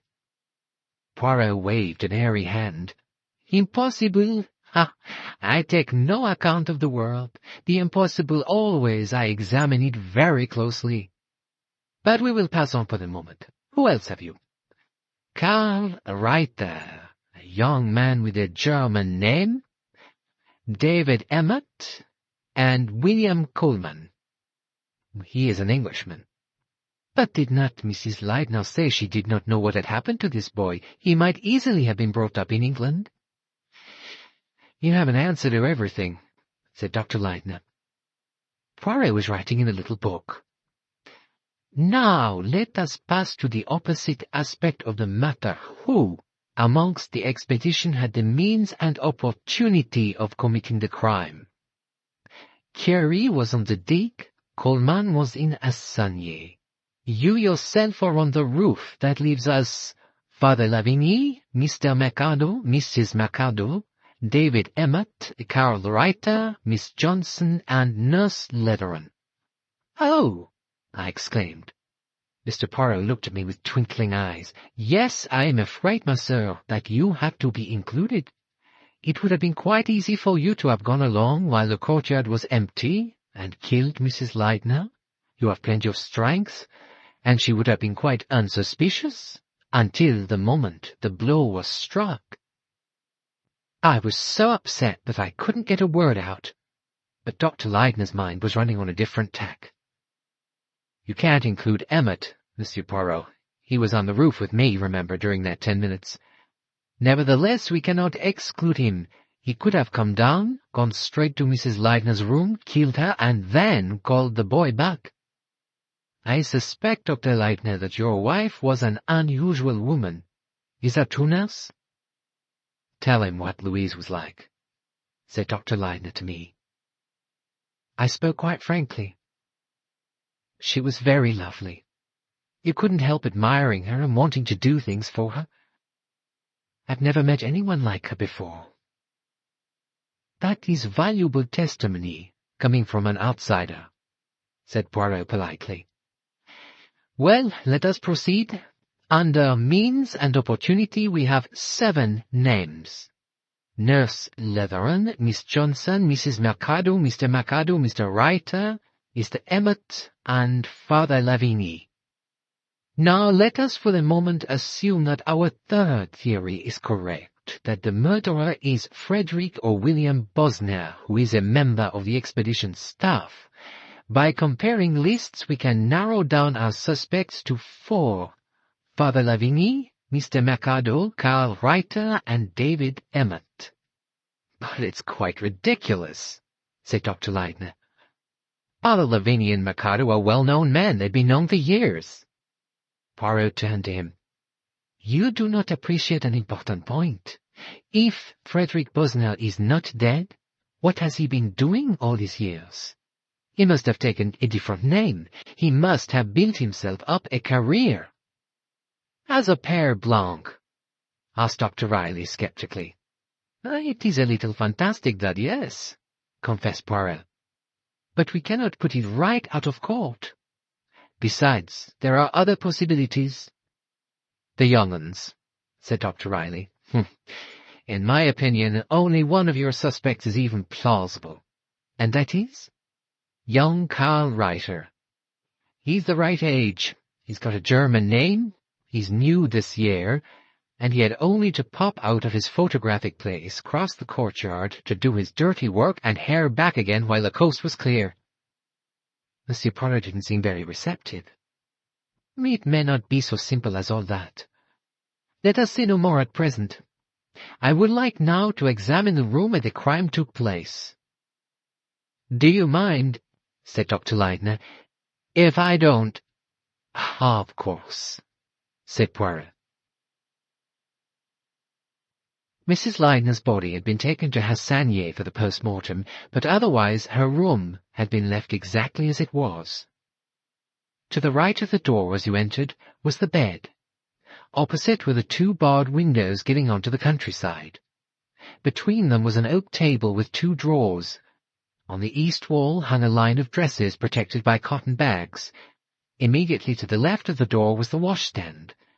In the middle of the room was an oak table with a blotter and inkstand, and a small attaché case in which Mrs. Leidner had kept the anonymous letters. The floor was of stone with some goatskin rugs on it. In a few brief words, Dr. Riley explained where Mrs. Leidner's body had been found, in a heap on the rug beside the bed. "Leidner lifted her head when he found her," said the doctor, "but he didn't actually change her position." "So," said Poirot, "she was lying on the bed, someone opens the door, she looks up, rises to her feet, and he struck her down," finished the doctor. "The blow would produce unconsciousness, and death would follow very shortly. You see," he explained the injury in technical language. "Not much blood, then?" said Poirot. "No, the blood escaped internally into the brain." "Eh bien," said Poirot, That seems straightforward enough, except for one thing. If the man who entered was a stranger, why did not Mrs. Leidner cry out for help? She would have been hurt. Nurse Leatherman here would have heard her, and Emmett, and the boy. That's easily answered, said Dr. Riley, because it wasn't a stranger. Poirot nodded. Yes, she was not afraid of him. Then, as he struck, she may have uttered a half-cry, the cry Miss Johnson heard, said Dr. Riley. If she did hear it, but on the whole I doubt it. These mud walls are thick and the windows were closed. Monsieur Poirot turned to me. Ma sœur, when you came in here after the murder, was there any sign of the weapon with which you were struck? No. Poirot looked at Dr. Riley. What was it, in your opinion? The doctor replied promptly, something pretty powerful, of a fair size and without any sharp corners or edges, the rounded base of a statue, say, that type of thing. The blow was delivered with great force. Poirot nodded, then made his way slowly round the room. He opened the windows, tested the bars, passed his head through, and satisfied himself that by no means could his shoulders be made to follow his head. The windows were shut when you found her? He said to me. Were they also shut when you left her, at 1:45? Yes. There's no gauze over these windows. They're always shut in the afternoons to keep out the flies. And in any case no one could get in that way, mused Poirot. No, there is only one way into this room through the door, and there is only one way to the door through the courtyard. And there is only one entrance to the courtyard, through the archway. And outside the archway there were 5 people, and they all tell the same story, and I do not think that they are lying. Slowly, Poirot prowled round the room. Then suddenly he dropped on his knees and examined the rug by the washstand. Dr. Riley and I quickly joined him. He was examining a small dark brown stain, almost invisible on the brown of the rug. What do you say, Doctor? He said. Is that blood? Dr. Riley knelt down. Well, it's blood, all right. He rose from his knees. Is it important? Poirot flung out his hands. I cannot tell. It may mean nothing at all. He turned to me. When we have finished here and I go back with the doctor to Hassanieh, we will take you with us. You will give Nurse Leatherman tea, will you not, Doctor? Delighted? Oh, no, Doctor, I protested. I couldn't think of such a thing. Monsieur Poirot gave me a little friendly tap on the shoulder. It will be of advantage to me. There is a good deal more that I want to discuss, and I cannot do it here when one must preserve the decencies. The good Dr. Leidner, he worshipped his wife, but we want to discuss Mrs. Leidner with, the gloves removed. That is settled then. When we are finished here, we take you with us to Hassanieh. I must confess I was glad of my cup of tea when we got to Dr. Riley's house. Monsieur Poirot, I noticed, put 5 lumps of sugar in his. He stirred it carefully with his teaspoon. And now we can talk, can we not? Leaving aside all question of a mysterious husband or brother-in-law turning up from the past, let us discuss quite simply which member of the expedition had the means and opportunity to kill Mrs. Leidner, and who is likely to have done so. And this is where Nurse Leatherman is going to help us. She is, I am sure, a very good observer. Oh, I said, I don't know about that. Dr. Riley rose and handed me a plate of hot scones. To fortify yourself, he said. And now I have a whole hospital of patients to attend to. Come now, said Monsieur Poirot as Dr. Riley left the room. You shall tell me exactly what each member of the expedition felt towards Mrs. Leidner. I was only there a week, Monsieur Poirot. Quite long enough for one of your intelligence, and now sums up quickly. Let us make a beginning. Father Lavigny, for instance. Well, there now, I really couldn't say. He and Mrs. Leidner usually spoke to each other in French. but I think Father Lavigny sometimes puzzled her. "Ah, you must not forget to eat your tea," said Mr. Poirot. He passed me a plate of sandwiches and suggested my having a second cup. He really had very pleasant, attentive manners. "And now," he said, "let us continue with your impressions. Who, in your opinion, did not like Mrs. Leidner?" "Well," I said, "it's only my opinion, but I think little Mrs. Mercado fairly hated her." "Ah, and Mr. Mercado?" He was a bit soft on her," I said. "I shouldn't think women, apart from his wife, had ever taken much notice of him. And Mrs. Leidner had a nice, kind way of being interested in people. It rather went to the poor man's head, I fancy. And Mrs. Mercado, she was not pleased. She was just plain jealous, that's the truth of it. I've seen her look at Mrs. Leidner as though she'd have liked to kill her. Oh, gracious!" I pulled myself up.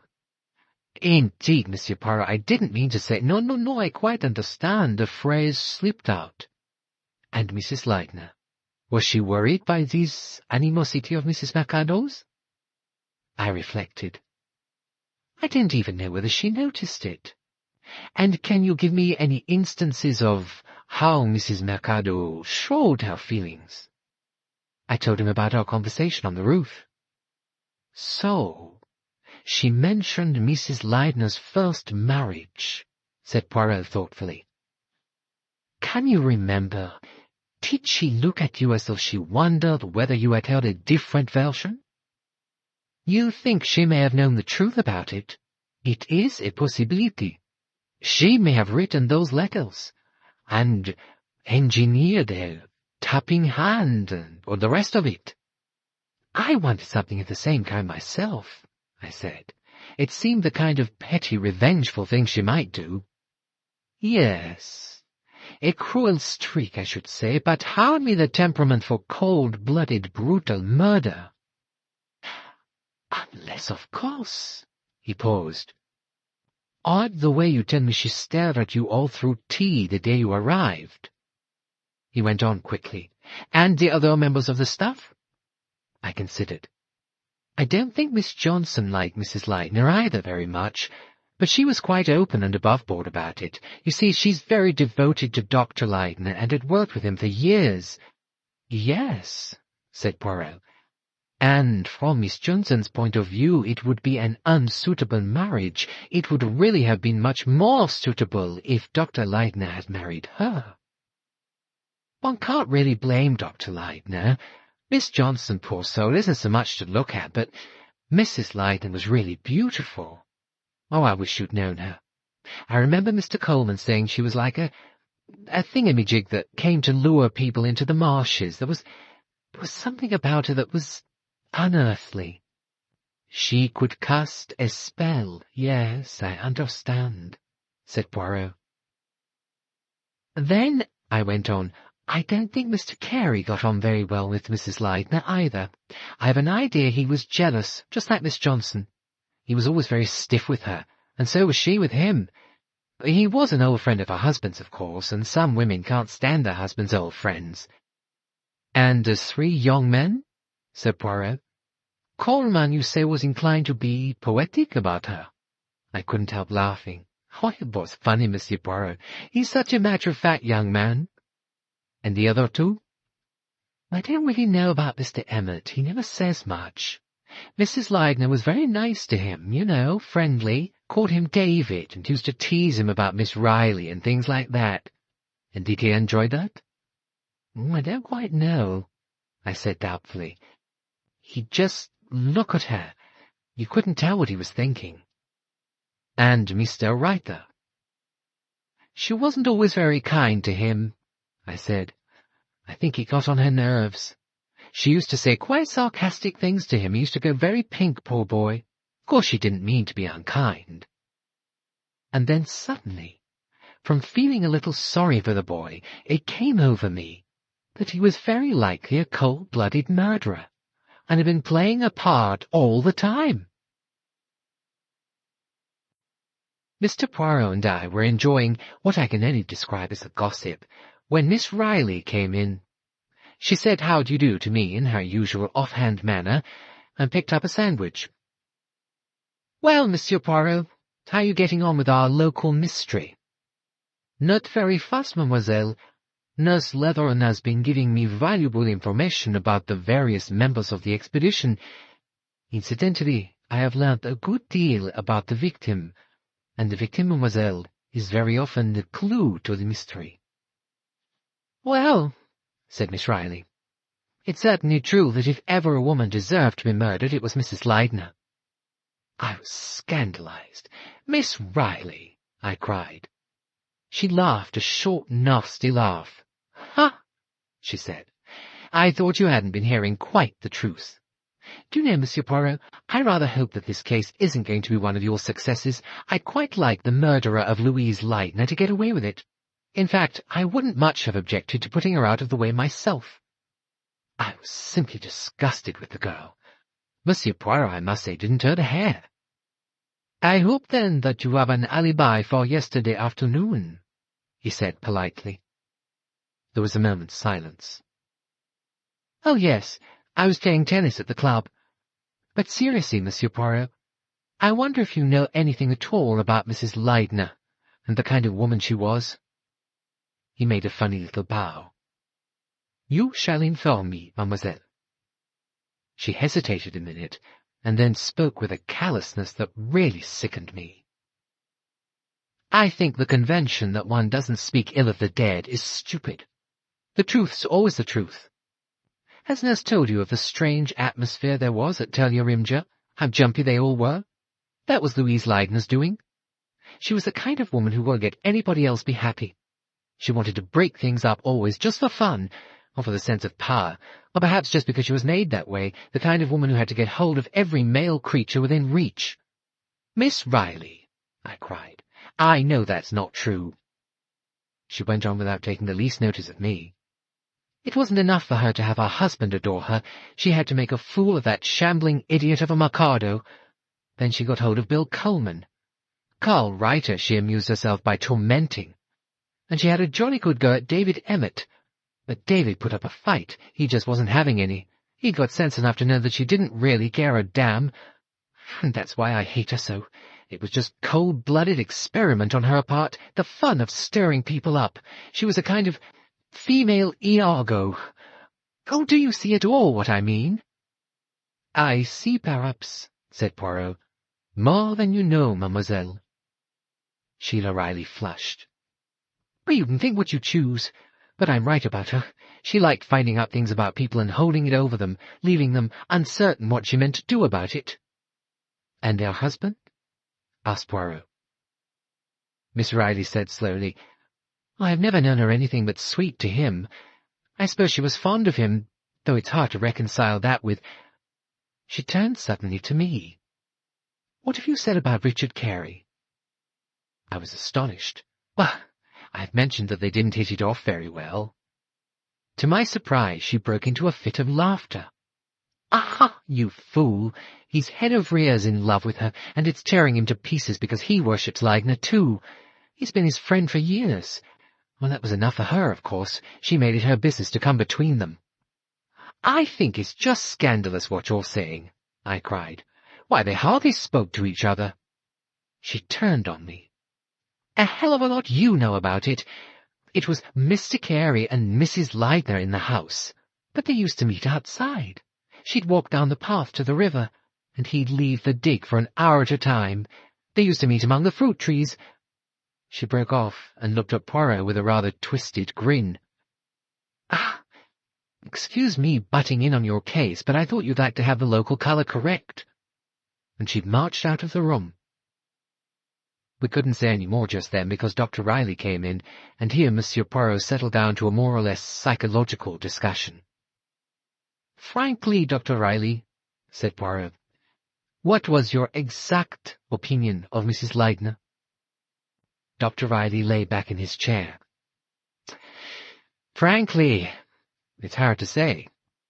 Mrs. Leidner was a bit of a film star in private life. She had to be at the center of things, in the limelight.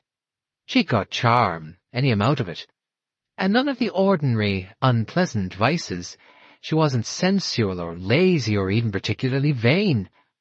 I don't think she was really a man-hunter. She just liked the sport of bringing them down. If you get my daughter on the subject, we have had that pleasure, said Poirot with a slight smile. Oh, she hasn't wasted much time, said Dr. Riley. Shoved her knife in pretty thoroughly, I should imagine. The younger generation has no sentiment towards the dead. Now, if Mrs. Leidner had had half a dozen affairs, Sheila would probably have approved. Living her life fully, she'd have called it. What she doesn't see is that Mrs. Leidner was acting true to type, her type. Sheila's a nice child, healthy, reasonably good-looking, attractive to the other sex as she should be, but Mrs. Leidner was something out of the ordinary in that line. She'd got that sort of calamitous magic that plays the deuce with things. "Your daughter," said Poirot, "I am not indiscreet. She has perhaps a tendresse for one of the young men out there?" "Oh, I don't know that she cares for one more than the other. There are also a couple of young Air Force chaps. No, I think it's age daring to defeat youth that annoys her so much. Sheila's a pretty girl, but Louise Leidner was beautiful." Yes, I thought to myself, he's right. And it wasn't the kind of looks you were jealous of, you just sat back and admired. That first day I met her, I felt that I'd do anything for Mrs. Leidner. Dr. Riley made me stay for an early dinner, and it was just 9 o'clock when we arrived back at Tel Yerimja. There was a light in the drawing office, and one in Dr. Leidner's office, but the other windows were dark. Everyone must have gone to bed even earlier than usual. As I passed the drawing office to go to my room, I looked in. Mr. Carey was in his shirt-sleeves, working over his plan of the ancient palace. Terribly ill he looked, I thought. So strained and worn, it gave me quite a pang. He turned his head. "You're up working late," I said. "Everybody else seems to have gone to bed." "Aye, might as well get on with things," he said. My heart just ached for him.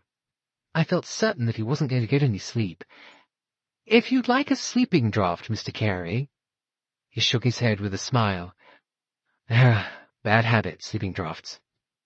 "Well, good night, Mr. Carey, and—" "I'm terribly sorry," I said, rather too impulsively, I suppose, for he looked surprised. "Well, you're such an old friend of them both." "I'm an old friend of Leidner's. I wasn't a friend of hers, particularly." He spoke as though he actually disliked her. I wished Miss Riley could have heard him. "Well, good night," I said, and hurried along to my room. I fussed around a bit before undressing, washed out some handkerchiefs, wrote up my diary. I just looked out of my door again before I really started to get ready for bed. The lights were still on in the drawing office, and in the south building. I supposed Dr. Leidner was still up and working, and I thought I'd just say good night and ask if there was anything I could do. But Dr. Leidner wasn't there. There was no one in the office except Miss Johnson. She had her head down on the table and was crying as though her heart would break. "Oh, whatever is it, my dear?" I said. I put my arm round her, and she raised her head. "It's all too awful." "Now, don't start thinking of it," I told her. "What's happened has happened and can't be mended. A nice strong cup of tea and a hot water bottle in your bed is what you want." And she had them too. I didn't listen to any protests. "Thank you, nurse," she said when I'd settled her in bed. "It's not often I make such a fool of myself." "Oh, anybody's liable to do that at a time like this," I said. "Now you go to sleep and don't worry about anything." I picked up a few things and set the room to rights. There was a little ball of crumpled paper on the floor, and I was just smoothing it out to see whether I could safely throw it away, when she quite startled me. "Give that to me." I did so, rather taken aback. She fairly snatched it from me, and then held it in the candle flame till it was burnt to ashes. I hadn't had time to see what the paper was, but funnily enough, as it burned, it curled over towards me, and I saw words written in ink. It wasn't till I was getting into bed that I realized why they had looked sort of familiar. It was the same handwriting as that of the anonymous letters. Was that why Miss Johnson had given way to a fit of remorse? Had it been she all along who'd written those anonymous letters? I tossed and turned for a good while, and in the end decided I'd let Monsieur Poirot know about it at the first opportunity. He came out next day, but I didn't seem to get a chance of speaking to him privately. We just had a minute alone together. Before I could collect myself, he was whispering instructions in my ear. Me, I shall talk to Miss Johnson in the living room. You have the key of Mrs. Leidner's room still? Yes. Très bien. Go there, shut the door behind you, and give a cry. It is alarm, surprise that I want, not mad terror. As for the excuse, if you are hurt, I leave that to you. At that moment, Miss Johnson came out into the courtyard, and there was no time for more. As soon as they'd gone into the living room, I went across to Mrs. Leidner's room. I can't say I didn't feel a bit of a fool, but once inside I gave voice to a pretty loud exclamation, and then tried it a bit higher and a bit lower. It soon appeared that no excuse would be needed. Poirot and Miss Johnson were talking together earnestly, and there'd clearly been no interruption. Well, I thought, that settles that. Either Miss Johnson imagined that cry, or it was something quite different. I didn't like to go in and interrupt them. There was a deck chair on the porch, so I sat down there. Their voices floated out to me. "Do not make me the British clichés," Poirot was begging. "Do not say it is not the cricket to speak anything but well of the dead, that enfin there is loyalty. Loyalty, it is a pestilential thing in crime. Again and again it obscures the truth." "I've no particular loyalty to Mrs. Leidner," said Miss Johnson. "Dr. Leidner's a different matter." "Precisely. So, tell me your opinion, frankly, of Mrs. Leidner."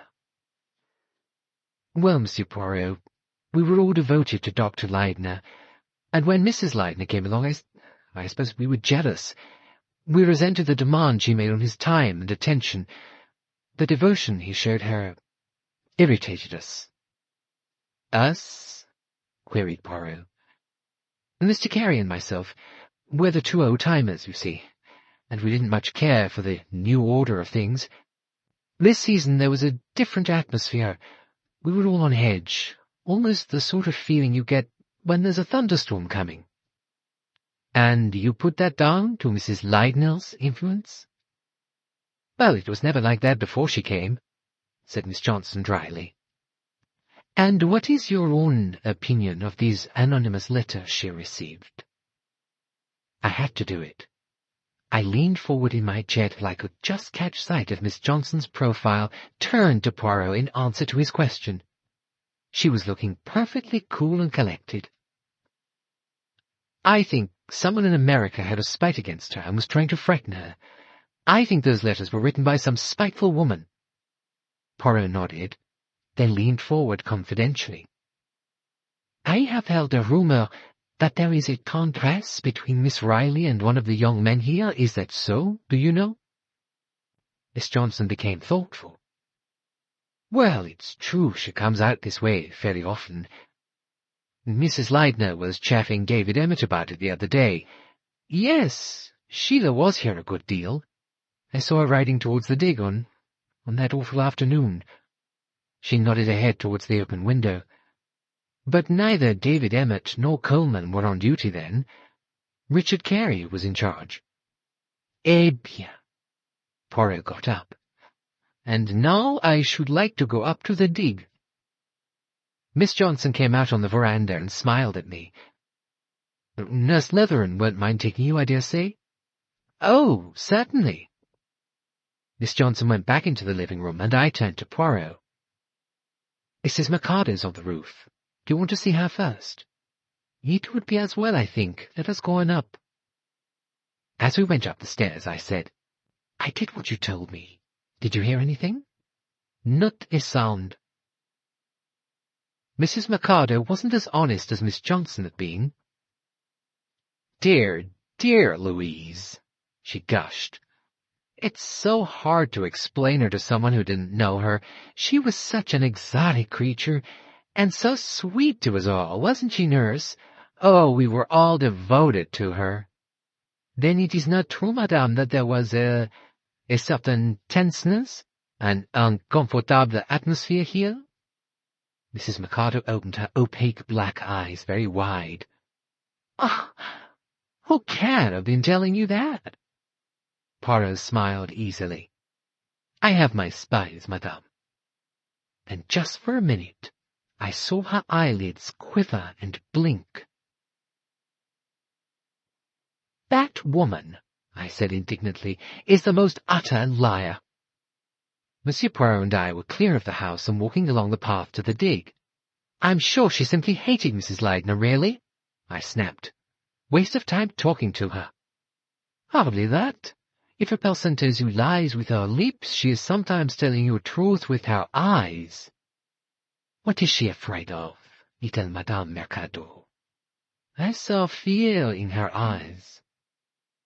"I've got something to tell you, Monsieur Poirot," I said. Then I told him all about my return the night before, and my strong belief that Miss Johnson was the writer of the anonymous letters. "So she's a liar too," I said. We had just reached the dig. The first person we saw was Mr. Reiter, who was busy photographing some walling. Poirot plunged once more into his set speech. "I don't see that I can be of much help to you," said Mr. Reiter. "I'm new here this season, and I didn't speak much with Mrs. Leidner." Poirot smiled. "You can at least tell me whether you liked or disliked her." Mr. Reiter got quite red. "She was a charming person, but, I'm afraid I annoyed her by my clumsiness. It was quite unintentional. I'd have done anything." Poirot took pity on him. "Let us pass to another matter. Was it a happy atmosphere in the house?" No, not exactly. There was a little stiffness." Mr. Reiter paused, struggling with himself. "You see, I'm not very good in company. I'm clumsy, I'm shy. Dr. Leidner always has been most kind to me, but I say always the wrong thing. I upset water jugs. I am unlucky." He really looked like a large, awkward child. Poirot smiled. "We all do these things when we are young. The poise, the savoir-faire, it comes later." With a word of farewell, we walked on towards the main excavation. Suddenly, Poirot said, "Is Mercado right-handed or left-handed?" Now, that was an extraordinary question, if you like. I thought a minute. "Right-handed." Poirot didn't condescend to explain. Mr. Mercado seemed rather pleased to see us. Monsieur Poirot pretended to an interest in archaeology that I'm sure he couldn't really have felt, but Mr. Mercado responded at once.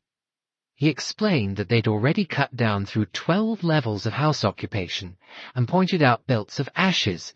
How his hand did shake. I wondered if he might possibly have malaria. And then suddenly, just as he was stooping down to pick up a kind of flint knife, he leapt into the air with a wild yell. He spun round to find me and Poirot staring at him in astonishment. He clapped his hand to his left arm.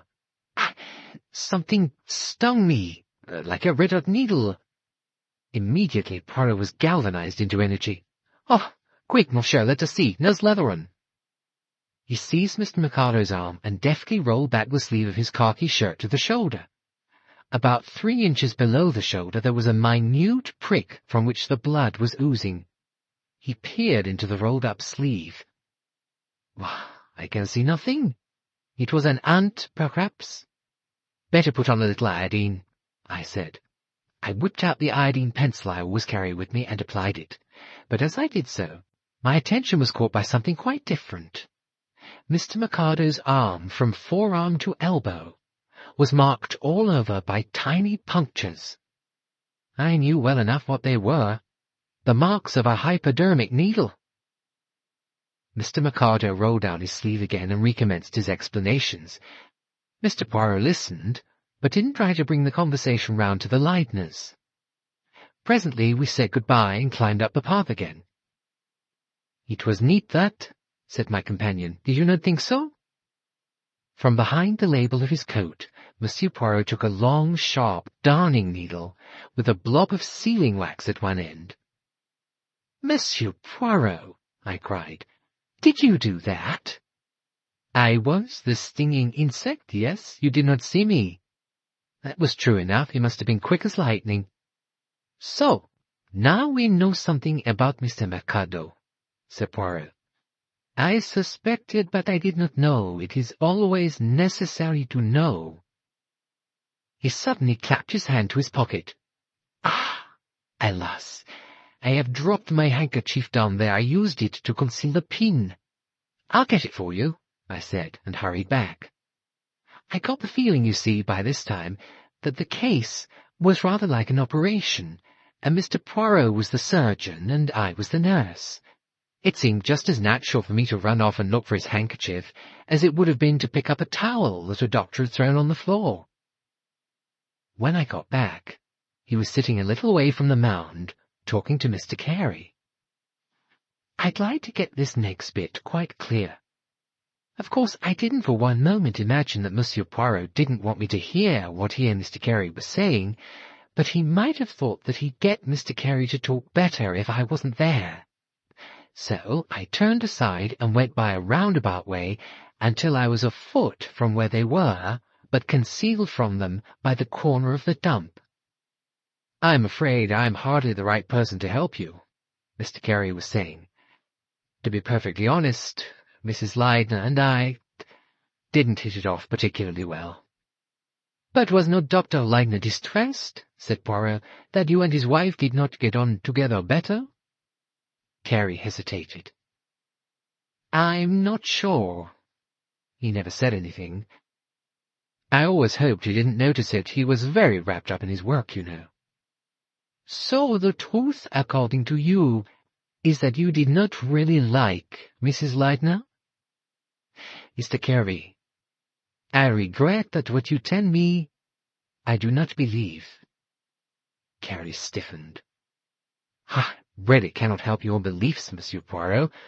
You've heard the truth, and you can take it or leave it." Poirot did not grow angry. Instead, he sounded particularly meek. "I have this sensitive ear. There are stories going about, rumors, concerning you and Mrs. Leidner." Carey sprang to his feet. "And you believe these stories?" "I am willing to be convinced of the truth," said Poirot. "Then you shall have it. I hated Louise Leidner. There's the truth for you. I hated her like hell." Turning abruptly away, Carey strode off. Poirot sat, looking after him. Presently he murmured, "Yes, I see." Without turning his head, he said, "Do not come round the corner for a minute, nurse, in case he looks back. Now it is all right. Ah, you have my handkerchief. Many thanks. You are most amiable." He didn't say anything at all about my having been listening, and how he knew I can't think. He'd never once looked in that direction. "Do you think he did hate her, Monsieur Poirot?" I asked. Poirot nodded his head slowly with a curious expression on his face. "Yes, I think he did." Then he got up briskly and began to walk to where the men were working on the top of the mound. I followed him. We discovered Mr. Emmet lying face downwards, blowing dust off a skeleton that had just been uncovered. He gave his pleasant, grave smile when he saw us. "We're ready to knock off," he said. "Shall we walk back to the house?" We walked slowly along the well-worn path. "Are you getting anywhere, Monsieur Poirot?" Emmet asked. "Will you help me to get somewhere?" said Poirot. "Why, naturally." "Well, the hub of the case is Mrs. Leidner. I want to know about Mrs. Leidner, what sort of a woman she was." Mr. Emmet was silent for some moments. I think she was about the most beautiful woman I've ever come across. Oh, that's hardly an answer, Mr. Emmett. It's not so far off one, Monsieur Poirot. I think you're right when you say she's the hub of the case. That's what she always wanted to be, at the center of things. And she liked to get at other people. She wanted you to turn your mind and soul inside out for her to look at. And if one did not give her that satisfaction, asked Poirot, then she could turn ugly. We'd arrived back now, and were all making for the dining room, when Father Lavigny appeared in the doorway of his room and invited Poirot in. Mr. Emmett and I went into the dining room together. The others were there already, and we were just sitting down when we were all startled by a faint, muffled cry. We all jumped, and Miss Johnson got quite pale. At that moment, Poirot and Father Lavigny came in. "We thought someone was hurt," said Miss Johnson. "Ah, 1,000 pardons, mademoiselle," cried Poirot. "The fault is mine. Father Lavigny, he explains to me some tablets, and I take one to the window to see better, and, ma foi, not looking where I was going, I stub the toe and I cry out." "We thought it was another murder," said Mrs. McCarter. Miss Johnson hastily turned the conversation to the dig, and conversation all through lunch was sternly archaeological. After we'd had coffee, the men, with the exception of Father Lavigny, went off to the dig again. Father Lavigny took Poirot through into the Antiqua room, and I went with them. Father Lavigny took down the gold cup, and I heard Poirot's exclamation of pleasure. "Ah, how beautiful! What a work of art!" "No wax on it today," I said. "Wax?" said Father Lavigny. Poirot stared at me. So did Father Lavigny. I explained my remark. "Ah, je comprends," said Father Lavigny. Yes, candle grease." That led direct to the subject of the midnight visitor. Forgetting my presence, they both dropped into French, and I left them and went back into the living room. Mrs. McCarter was darning her husband's socks, and Miss Johnson was reading. After a while, Poirot came in and sat down with us. The talk turned to cylinder seals, and presently Miss Johnson fetched from a cupboard a sheet of impressions made by rolling them out on plasticine. I realized, as we bent over them, that these must be what she'd been working at on that fatal afternoon. As we talked, I noticed that Poirot was kneading a little ball of plasticine between his fingers. "You use a lot of plasticine, mademoiselle?" "A fair amount. We seem to have got through a lot already this year. Half our supply seems to have gone." "Where is it kept?" Here, in this cupboard." Poirot stooped down. "And what is this?" He'd slipped his hand right to the back and brought out a curious, crumpled object. As he straightened it, we could see that it was a kind of mask, with eyes and mouth crudely painted on in Indian ink, and the whole thing roughly smeared with plasticine. "Oh, how perfectly extraordinary!" cried Miss Johnson. "What is it?" "That, I think, is not difficult to say. We have here the face that Mrs. Leidner described, the ghostly face seen in the semi-dusk outside our window." Mrs. McCarter gave a little shriek. Miss Johnson was white to the lips. "Then it wasn't fancy. It was a wicked trick. But who played it?" "Yes," cried Mrs. McCardell. "Who could have done such a wicked, wicked thing?" Poirot didn't attempt to reply. His face was grim as he went into the next room, returned with an empty cardboard box, and put the crumpled mask into it. "The police must see this," he explained. At that moment a car drove into the courtyard. Dr. Leidner got out and came straight across to the living room. "The funeral will be at 11 o'clock tomorrow," he told us. Mrs. McCardo faltered something, then slipped out of the room. Dr. Leidner said to Miss Johnson, "You'll come, Anne?" "Of course, my dear. Naturally." She didn't say anything else, but her face must have expressed what her tongue was powerless to do, for his face lightened up with affection. "Dear Anne, you're such a wonderful comfort, my dear old friend."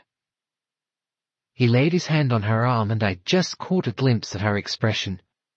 I knew that for one short moment Anne Johnson was a perfectly happy woman. Dr. Leidner then greeted Poirot and asked if he'd made any progress. Miss Johnson was standing behind Dr. Leidner. She looked hard at the box in Poirot's hand and shook her head, and I realized that she was pleading with Poirot not to tell him about the mask. Poirot fell in with her wish. "These things march slowly, monsieur," he said, and I accompanied him out to his car.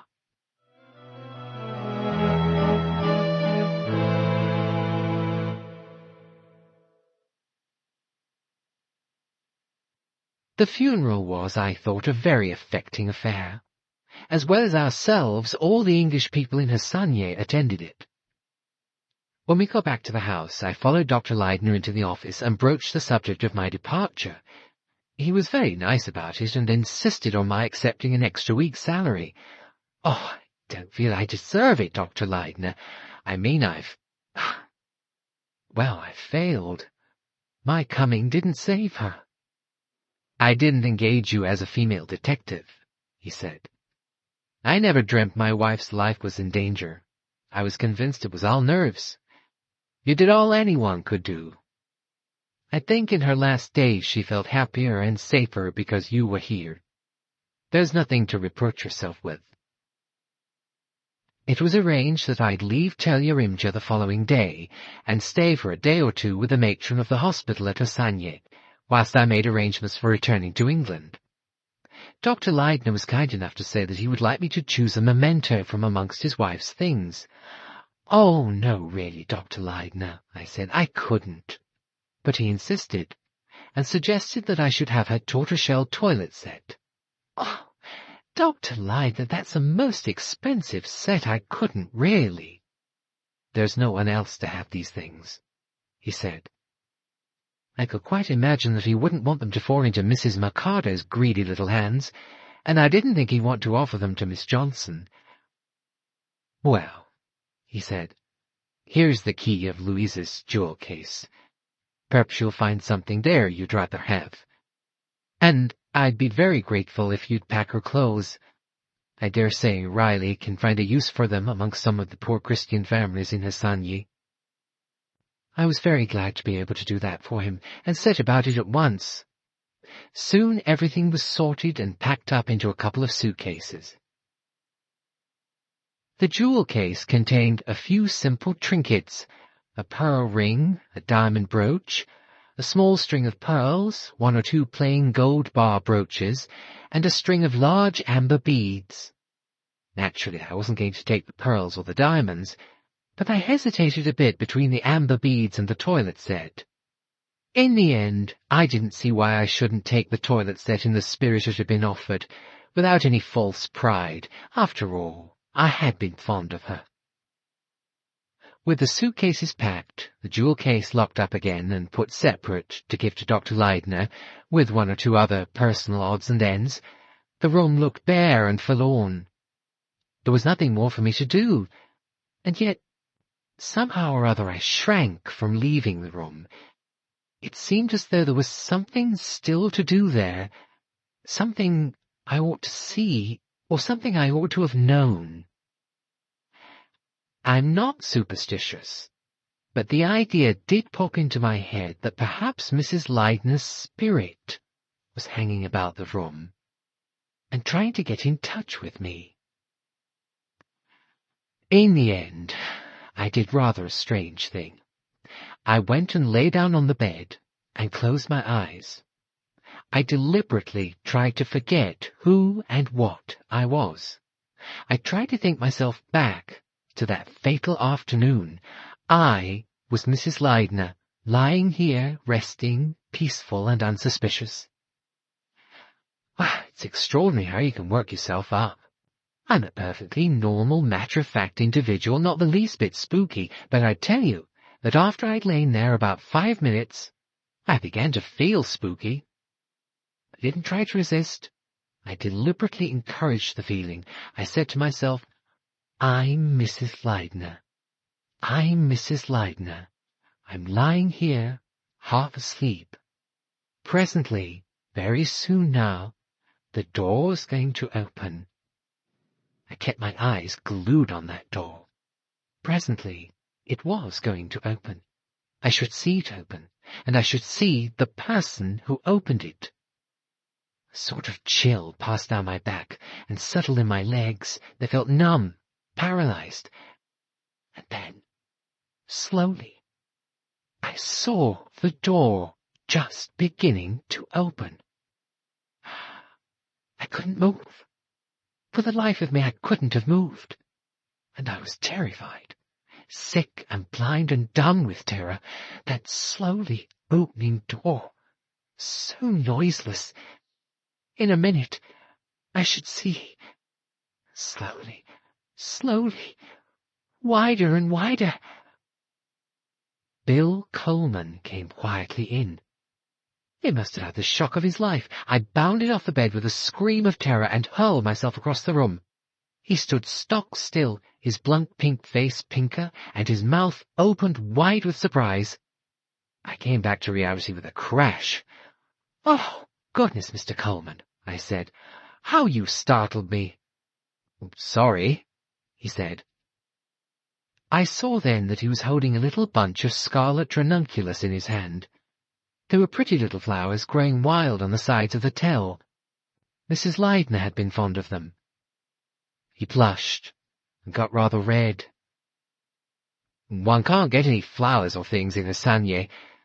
Seemed rather rotten not to have any flowers for the grave. I thought I'd just nip in here and put a little posy in that little pot thing she always had flowers in on her table. Bit asinine, I know, but, well, I mean to say, I think that's a very nice idea, Mr. Coleman," I said. And I picked up the little pot and went and got some water in it, and we put the flowers in. Father Lavigny was kind enough to express great distress at my leaving. He said my cheerfulness and common sense had been such a help to everybody. Common sense! I'm glad he didn't know about my idiotic behaviour in Mrs. Leidner's room. "We have not seen Monsieur Poirot today," he remarked. I told him that Poirot had said he was going to be busy all day sending off telegrams. Father Lavigny raised his eyebrows. "Telegrams? To America?" "I suppose so. He said all over the world, but I think that was rather a foreign exaggeration." And then I got rather red, remembering that Father Lavigny was a foreigner himself. He didn't seem offended, though, just laughed quite pleasantly and asked me if there was any news of the man with the squint. I said I didn't know, but I hadn't heard of any. "It seems clear the man had some overwhelming interest in Mrs. Leidner," he said thoughtfully, and he declared his intention of going round outside the house to the place where Mrs. Leidner and I had seen the man standing. "You never know, he might have dropped something. In the detective stories, the criminal always does." "I expect in real life criminals are more careful," I said. Then, as there was nothing much more to do, I went up on the roof. Miss Johnson was standing there, but she didn't hear me. She was in the middle of the roof, staring straight in front of her. And there was the most awful look on her face, as though she'd seen something she couldn't possibly believe. It gave me quite a shock. "My dear," I said, hurrying to her, "whatever's the matter?" She turned her head and stood looking at me almost as if she didn't see me. "I've just seen something." "What have you seen? Tell me." She made an effort to pull herself together. "I've seen how someone could come in from outside, and no one would ever guess." I followed the direction of her eyes, but couldn't see anything. Mr. Reiter was standing in the door of the photographic room, and Father Lavigny was just crossing the courtyard, but there was nothing else. I turned back, puzzled. and found her eyes fixed on mine with the strangest expression in them. "I don't see what you mean," I said. "Won't you explain?" She shook her head. "Not now. Later. I've got to think it out first. We ought to have seen. Oh, we ought to have seen." And pushing past me, she went stumbling down the stairs. We all went to bed early that night. Miss Johnson had appeared at dinner and behaved more or less as usual, though she had a sort of dazed look, and once or twice quite failed to take in what people said to her. It wasn't a very comfortable sort of meal. I was reminded of my first meal there, when Mrs. Mikado had watched me, and there'd been that curious feeling as though something might snap any minute. We all separated, and I went straight to bed, and dropped off to sleep at once, tired by my exertions, and even more by my silly experience in Mrs. Leidner's room. I slept heavily and dreamlessly for several hours. I awoke with a start and a feeling of impending catastrophe. Some sound had woken me, and as I sat up in bed listening, I heard it again, an awful sort of agonized, choking groan. I lit my candle and was out of bed in a twinkling. I snatched up a torch, too, in case the candle should blow out. I came out of my door and stood listening. The sound came again, from the room immediately next to mine, Miss Johnson's room. I hurried in. Miss Johnson was lying in bed, her whole body contorted in agony. As I set down the candle and bent over her, her lips moved and she tried to speak, but only an awful hoarse whisper came. Her eyes went from me to a glass that lay on the floor, evidently where it had dropped from her hand. The light rug was stained a bright red where it had fallen. I picked it up and ran a finger over the inside, drawing back my hand with a sharp exclamation. Then I examined the inside of the poor woman's mouth. There wasn't the least doubt what was the matter. Somehow or other, intentionally or otherwise, she'd swallowed a quantity of corrosive acid. I ran out and called to Dr. Leidner, and he woke the others, and we worked over her for all we were worth. But all the time I had an awful feeling it was no good. We tried a strong solution of carbonate of soda and followed it with olive oil. To ease the pain, I gave her a hypodermic of morphine sulfate.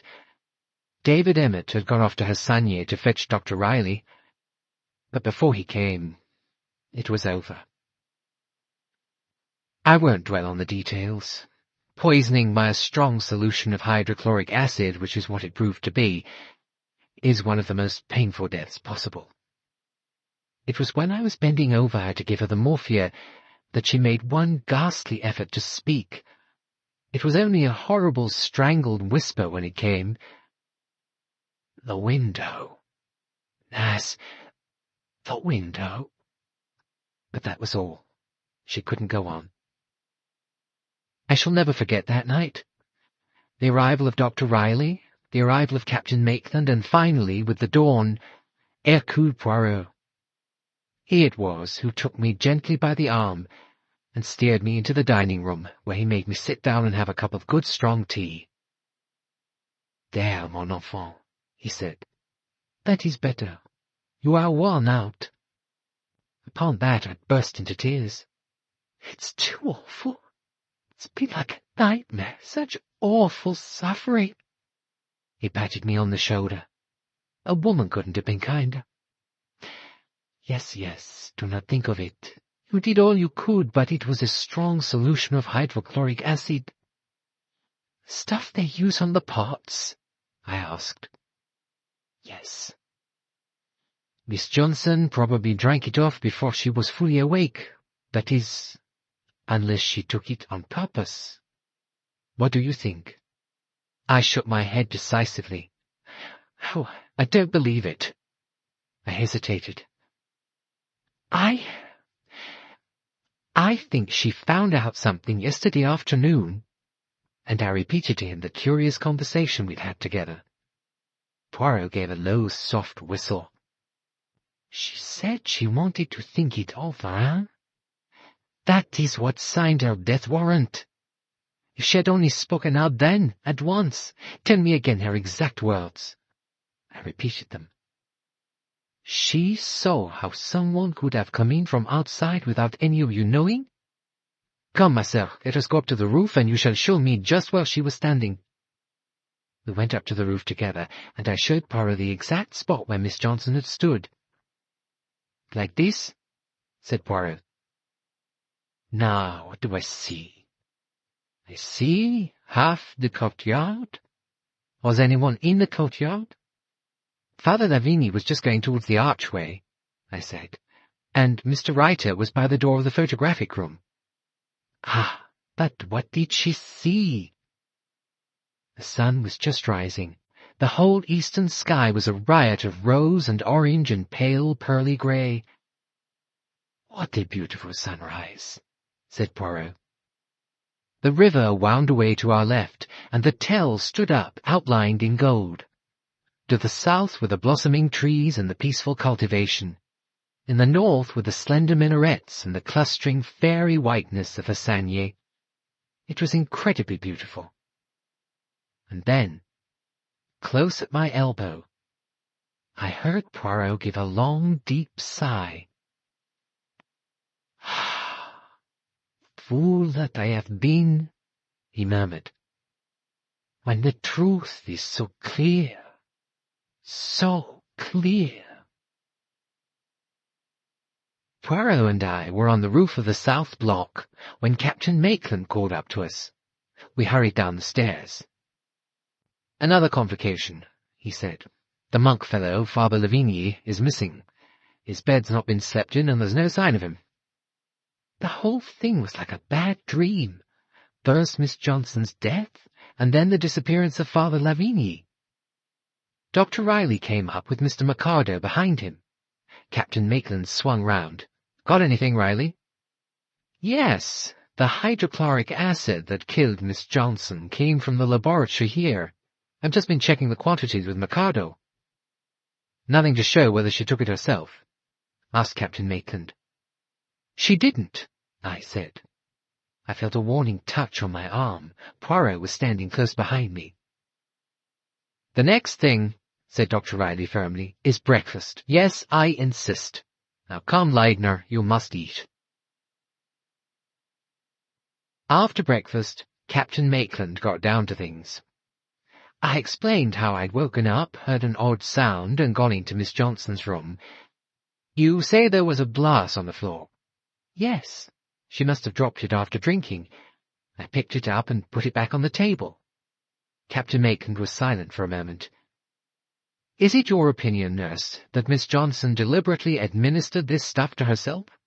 I don't believe it for a moment, I said bluntly. I think she was murdered. He rapped out his next question sharply. Any reasons? Well, she found out something, I said, and I repeated our conversation on the roof, word for word. A way of getting in from outside. Captain Maitland puzzled over it, his brows knit. Then he said, What do you think, Monsieur Poirot? Poirot said, I think you have there a possible motive for murder. Captain Maitland looked at me. She wasn't able to speak before she died? Yes. She repeated 2 words, the window. The window, said Captain Maitland. How many windows were there in her bedroom? Just the one, giving on the courtyard? Yes. Was it open or shut? Open, I said. I wondered whether somebody changed the glasses that way. You see, Miss Johnson always takes a glass of water to bed with her.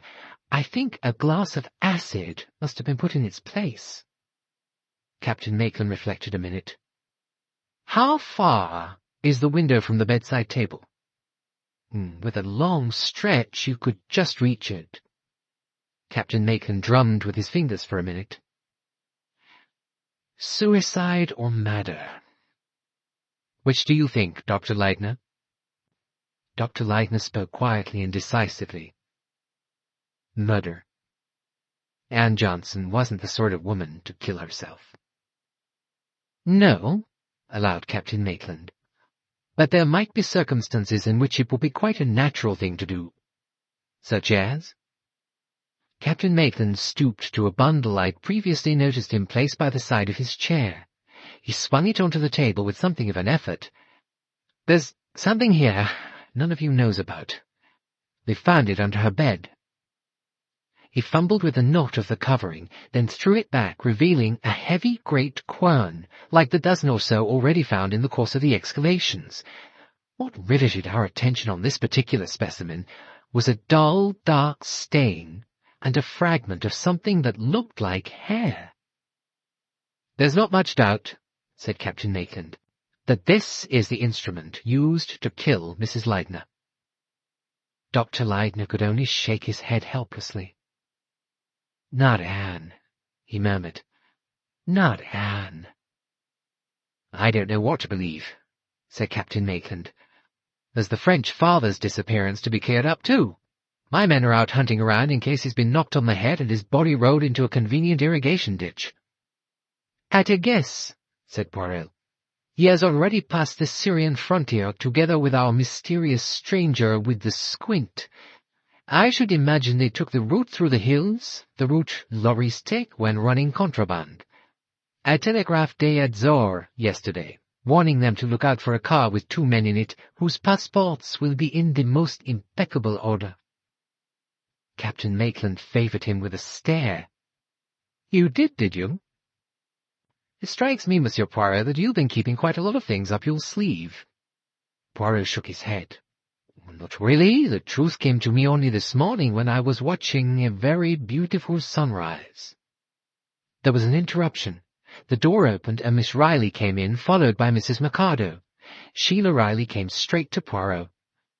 "I was at the post office early, Monsieur Poirot, and there was a telegram for you, so I brought it along." "Thank you, mademoiselle." He took it from her, tore it open, read it, folded it up neatly, and put it in his pocket. His face did not change. Mrs. Mercado was watching him as she sat down. "Is that from America?" "No, madame," he said. "It is from Tunis." With a long sigh, she leaned back in her chair. Then she said, "I must leave this place. Joseph and I can go and sleep at the rest house." "Patience, madame," said Poirot. "I will explain everything." He turned to Dr. Riley. "Will you be so good, Dr. Riley, as to summon the others?" Dr. Riley went off obligingly. In a minute or two the other members of the expedition began to file into the room. First Reiter and Emmett, then Bill Coleman, then Richard Carey, and finally Mr. Mercado. Everyone seated themselves round the table very much as we'd done on the day Monsieur Poirot arrived. Sheila Riley stood with her back to them, looking out of the window. Poirot gave a slow, appraising glance at us all, then rose to his feet. I don't know what I expected him to say. Something dramatic, certainly. He was that kind of person. But I certainly didn't expect him to start off with a phrase in Arabic. Bismillahi ar-Rahman ar-Rahim. And then he gave the translation in English. "In the name of Allah, the Merciful, the Compassionate." That is the Arab phrase used before starting out on a journey. Eh bien, we too start on a journey into the strange places of the human soul. I looked round the room, and I got a strange feeling that what Monsieur Poirot said was true. We were all starting on a journey. We were here together now, but somehow I felt that when Monsieur Poirot had finished, we'd all be somewhere quite different. Poirot's voice went quietly on, like a river running to the sea. "Though I have now arrived at what I believe to be the true solution of the case, I have no material proof of it. I know it is so because it must be so. In no other way can every single fact fit into its ordered and recognized place." He paused, and then went on. "I will start my journey at the moment when I myself was brought into the case. Now, every case has a definite shape and form. The pattern of this case, to my mind, revolved round the personality of Mrs. Leidner. Until I knew exactly what kind of a woman Mrs. Leidner was, I should not be able to know why she was murdered, and who murdered her. There was one other psychological point of interest, the curious state of tension described as existing amongst the members of the expedition. The accepted idea seemed to be that it was directly the result of Mrs. Leidner's influence, but, for reasons which I will outline to you later, this did not seem to me acceptable. To start with, I concentrated on the personality of Mrs. Leidner. It had been suggested to me that Mrs. Leidner was a woman whose main preoccupation was to attract the opposite sex, that she was, in fact, a sensual woman. I studied the reactions of those who had formed Mrs. Leidner's immediate circle. It was clear to me from the accounts of Dr. Riley and others that Mrs. Leidner was one of those women who are endowed by nature not only with beauty, but with a kind of calamitous magic which sometimes accompanies beauty. Such women usually leave a trail of violent happenings behind them. They bring disaster, sometimes on others, sometimes on themselves. I was convinced that Mrs. Leidner was a woman who enjoyed more than anything the sense of power. Wherever she was, she must be the center of the universe, and everyone around her, man or woman, had to acknowledge her sway. With some people, that was easy. Nurse Leatherham, for instance, a generous-natured woman, was captured instantly. But there was a second way in which Mrs. Leidner exercised her power, the way of fear. Where conquest was too easy, she indulged a more cruel side to her nature, but it was not what you might call conscious cruelty. It was as natural and unthinking as the conduct of a cat with a mouse. Where consciousness came in, she would often go out of her way to do kind and thoughtful actions for other people. Now, of course, the first problem to solve was that of the anonymous letters. Who had written them and why? To answer this, it was necessary to go back to Mrs. Leidner's first marriage. She was young then, of remarkable beauty, and she was already essentially an egoist. Such women may be attracted by men, but they prefer to belong to themselves. Nevertheless, Mrs. Leidner did marry. And then came the revelation of her husband's traitorous activities, and she gave information to the government. Mrs. Leidner may have herself believed that her action was inspired by patriotism, but I believe that it was really the outcome of an unacknowledged desire to get rid of her husband. She disliked the feeling of belonging to someone else. In fact, she disliked playing second fiddle. She took a patriotic way of regaining her freedom. But underneath was a gnawing sense of guilt, which was to play its part in her future destiny. We come now directly to the question of the letters. Mrs. Leidner was highly attractive to the male sex. On several occasions she was attracted by them, but every time there was any likelihood of marriage, a threatening letter arrived and the affair came to nothing. Now, a really interesting point. Dr. Leidner came upon the scene and no forbidding letter arrived. Nothing stood in the way of her becoming Mrs. Leidner. At once we ask ourselves, why? If Mrs. Leidner wrote the letters herself, the problem is easily explained. Mrs. Leidner really wanted to marry Dr. Leidner. But in that case, why did she write herself letters afterwards? Was her craving for drama too strong to be suppressed? Now, take the other theory that the letters were written by her first husband, Frederick Bosner, or his young brother William. Why did Frederick not stop the marriage to Dr. Leidner? He had done so successfully on former occasions. And why, having waited till the marriage took place, did he resume his threats? Next, they attempted gas poisoning. It seems extremely unlikely that it was brought about by an outside agency. The likely persons to have staged it were Dr. and Mrs. Leidner themselves. There seems no conceivable reason why Dr. Leidner should do such a thing, so we are brought to the conclusion that Mrs. Leidner planned and carried it out herself. Why? More drama? Huh? After that, Dr. and Mrs. Leidner go abroad, and for 18 months they lead a happy, peaceful life with no threats of death to disturb it. Why? And why were the letters resumed? A very difficult question. The only thing to do was to keep an open mind. Poirot paused a moment, then continued, I now come to direct consideration of Mrs. Leidner's entourage. I examined first the actual opportunities that each member of the staff had had for committing the murder. On the face of it, anyone might have committed it, with the exception of 3 persons. Dr. Leidner, who by overwhelming testimony never left the roof, Mr. Carey, who was on duty at the Mound, and Mr. Coleman, who was in Hassanieh. But those alibis, my friends, were not quite as good as they looked. I accept Dr. Leidner's.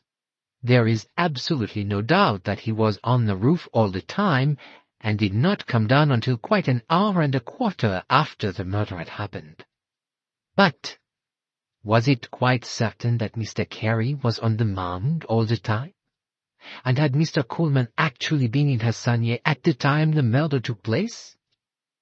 Bill Coleman reddened, opened his mouth, shut it, and looked round uneasily. Mr. Carey's expression didn't change. Poirot went on smoothly. I also considered one other person who would be perfectly capable of committing murder if she felt strongly enough. Miss Riley has courage and brains and a certain quality of ruthlessness. When Miss Riley was speaking to me on the subject of the dead woman, I said to her, jokingly, that I hoped she had an alibi.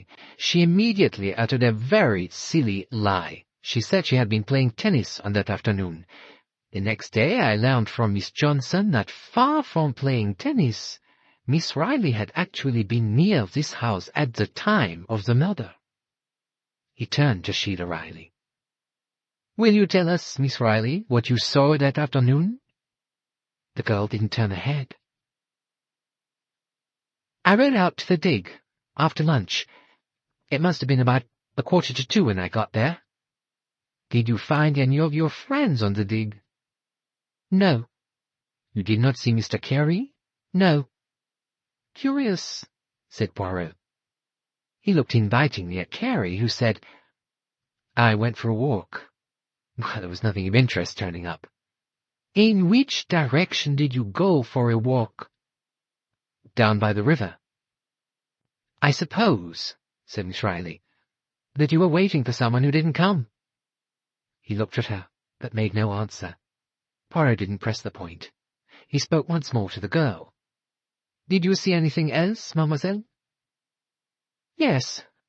I wasn't far from the house when I noticed the expedition lorry drawn up in a wadi. I thought it was rather odd.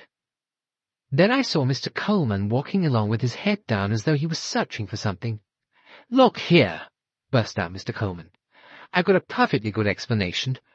The day before, I slipped a jolly fine cylinder seal into my coat pocket instead of putting it in the antiquer room. Forgot all about it.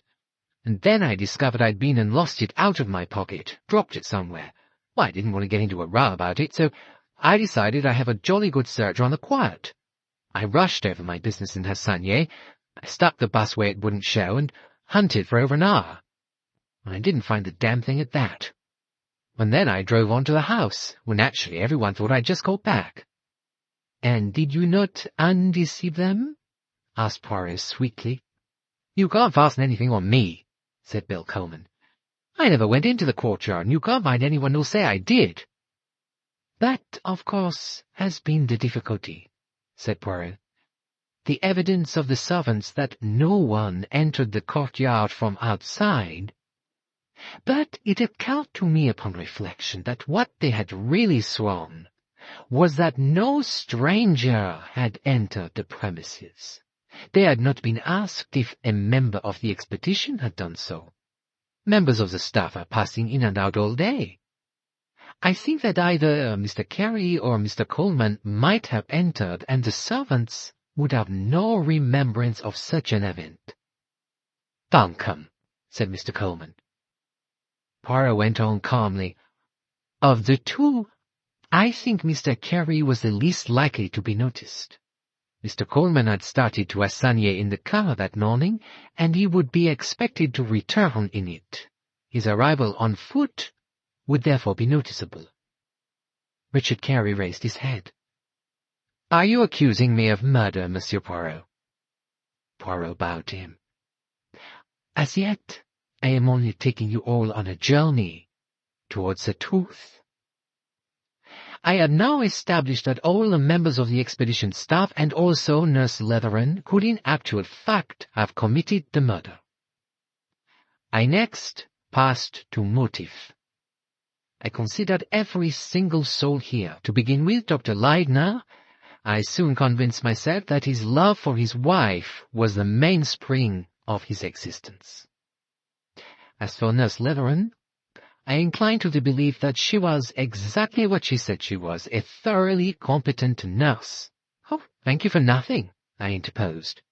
Poirot went on determinedly.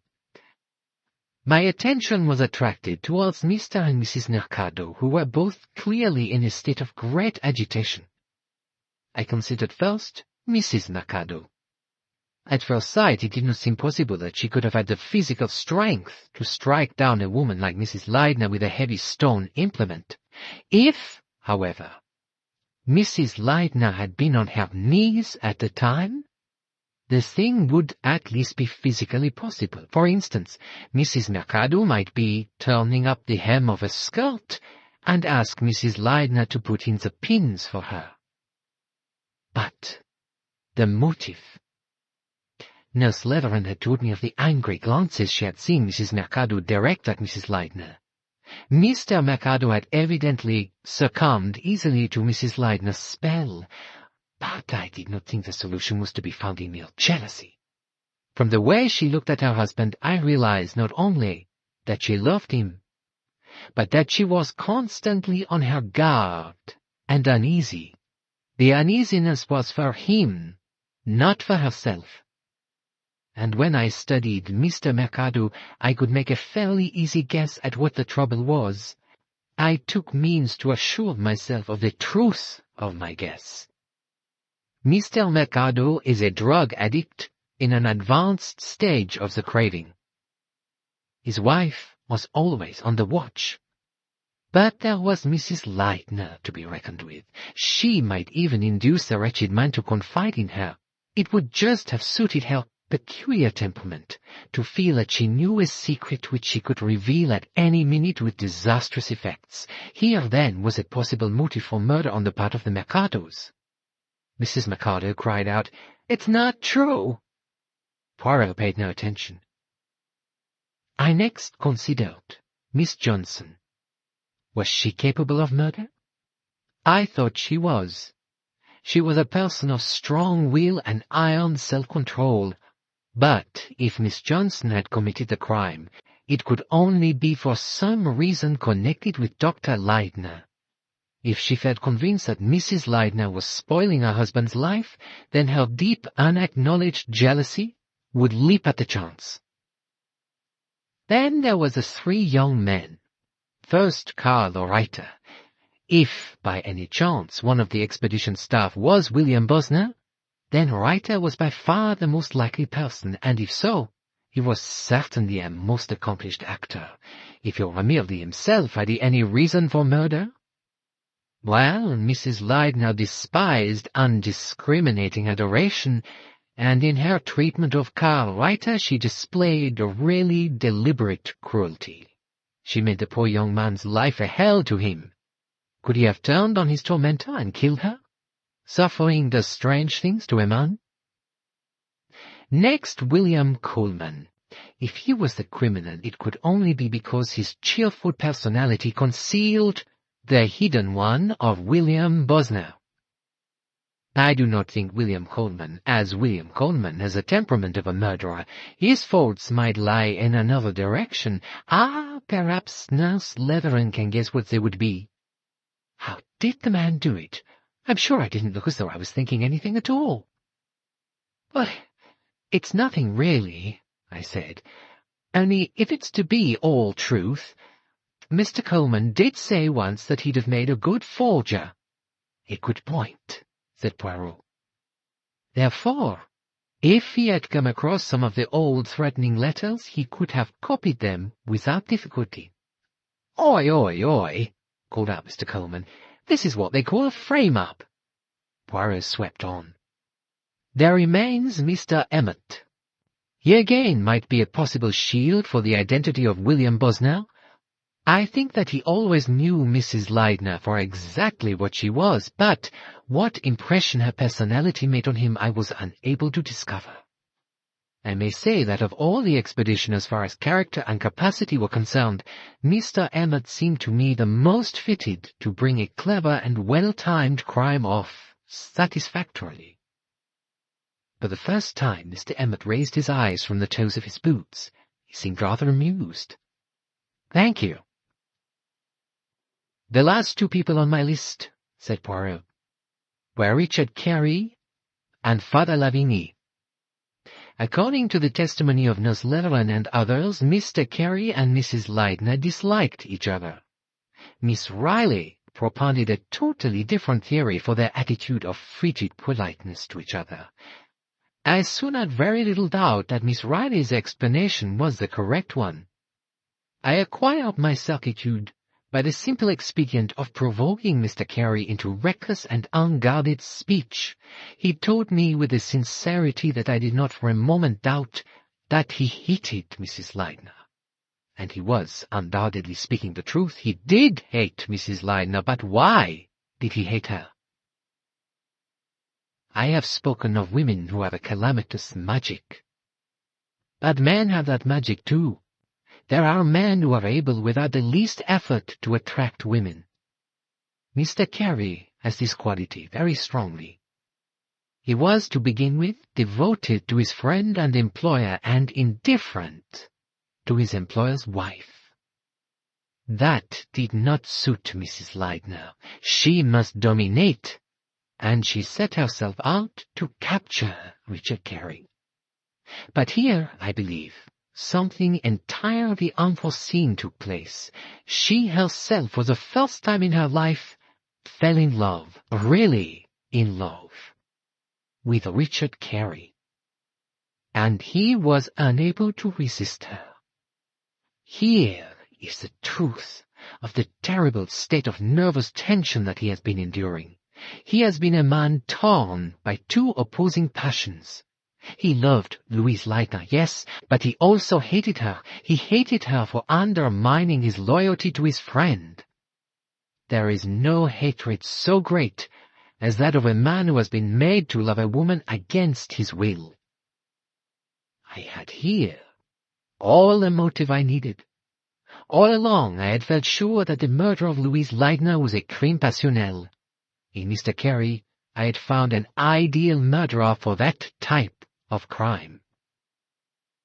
There remains one other candidate for the title of murderer, Father Lavigny. My attention was attracted to the good father straight away by the glaring discrepancy between his description of the strange man who had been seen peering in at the window and the one given by Nurse Letheron, whose capacity for accurate observation has been proved beyond question. It looked almost as though Father Lavigny was deliberately misleading us. But in that case, he must know something about this curious person. He had been seen talking to the man, but we had only his word for what they had been talking about. What had the hierarchy been doing when Nurse Letheron and Mrs. Leidner saw him? Trying to peer through the window? Mrs. Leidner's window, so they thought, but when I went and stood where they had been, I realized that it might equally have been the window of the Antiqua room. The night after that, someone entered the antique room, though nothing proved to have been taken. The interesting point to me is that, when Dr. Leidner got there, he found Father Lavigny there before him. Father Lavigny tells his story of seeing a light, but again, we have only his word for it. I begin to get curious about Father Lavigny. When I make the suggestion that Father Lavigny may be Frederick Bosner, Dr. Leidner pooh-poohs the suggestion. He says Father Lavigny is a well-known man. I advance the supposition that Frederick Bosner, who has had nearly 20 years to make a career for himself under a new name, may very possibly be a well-known man by this time.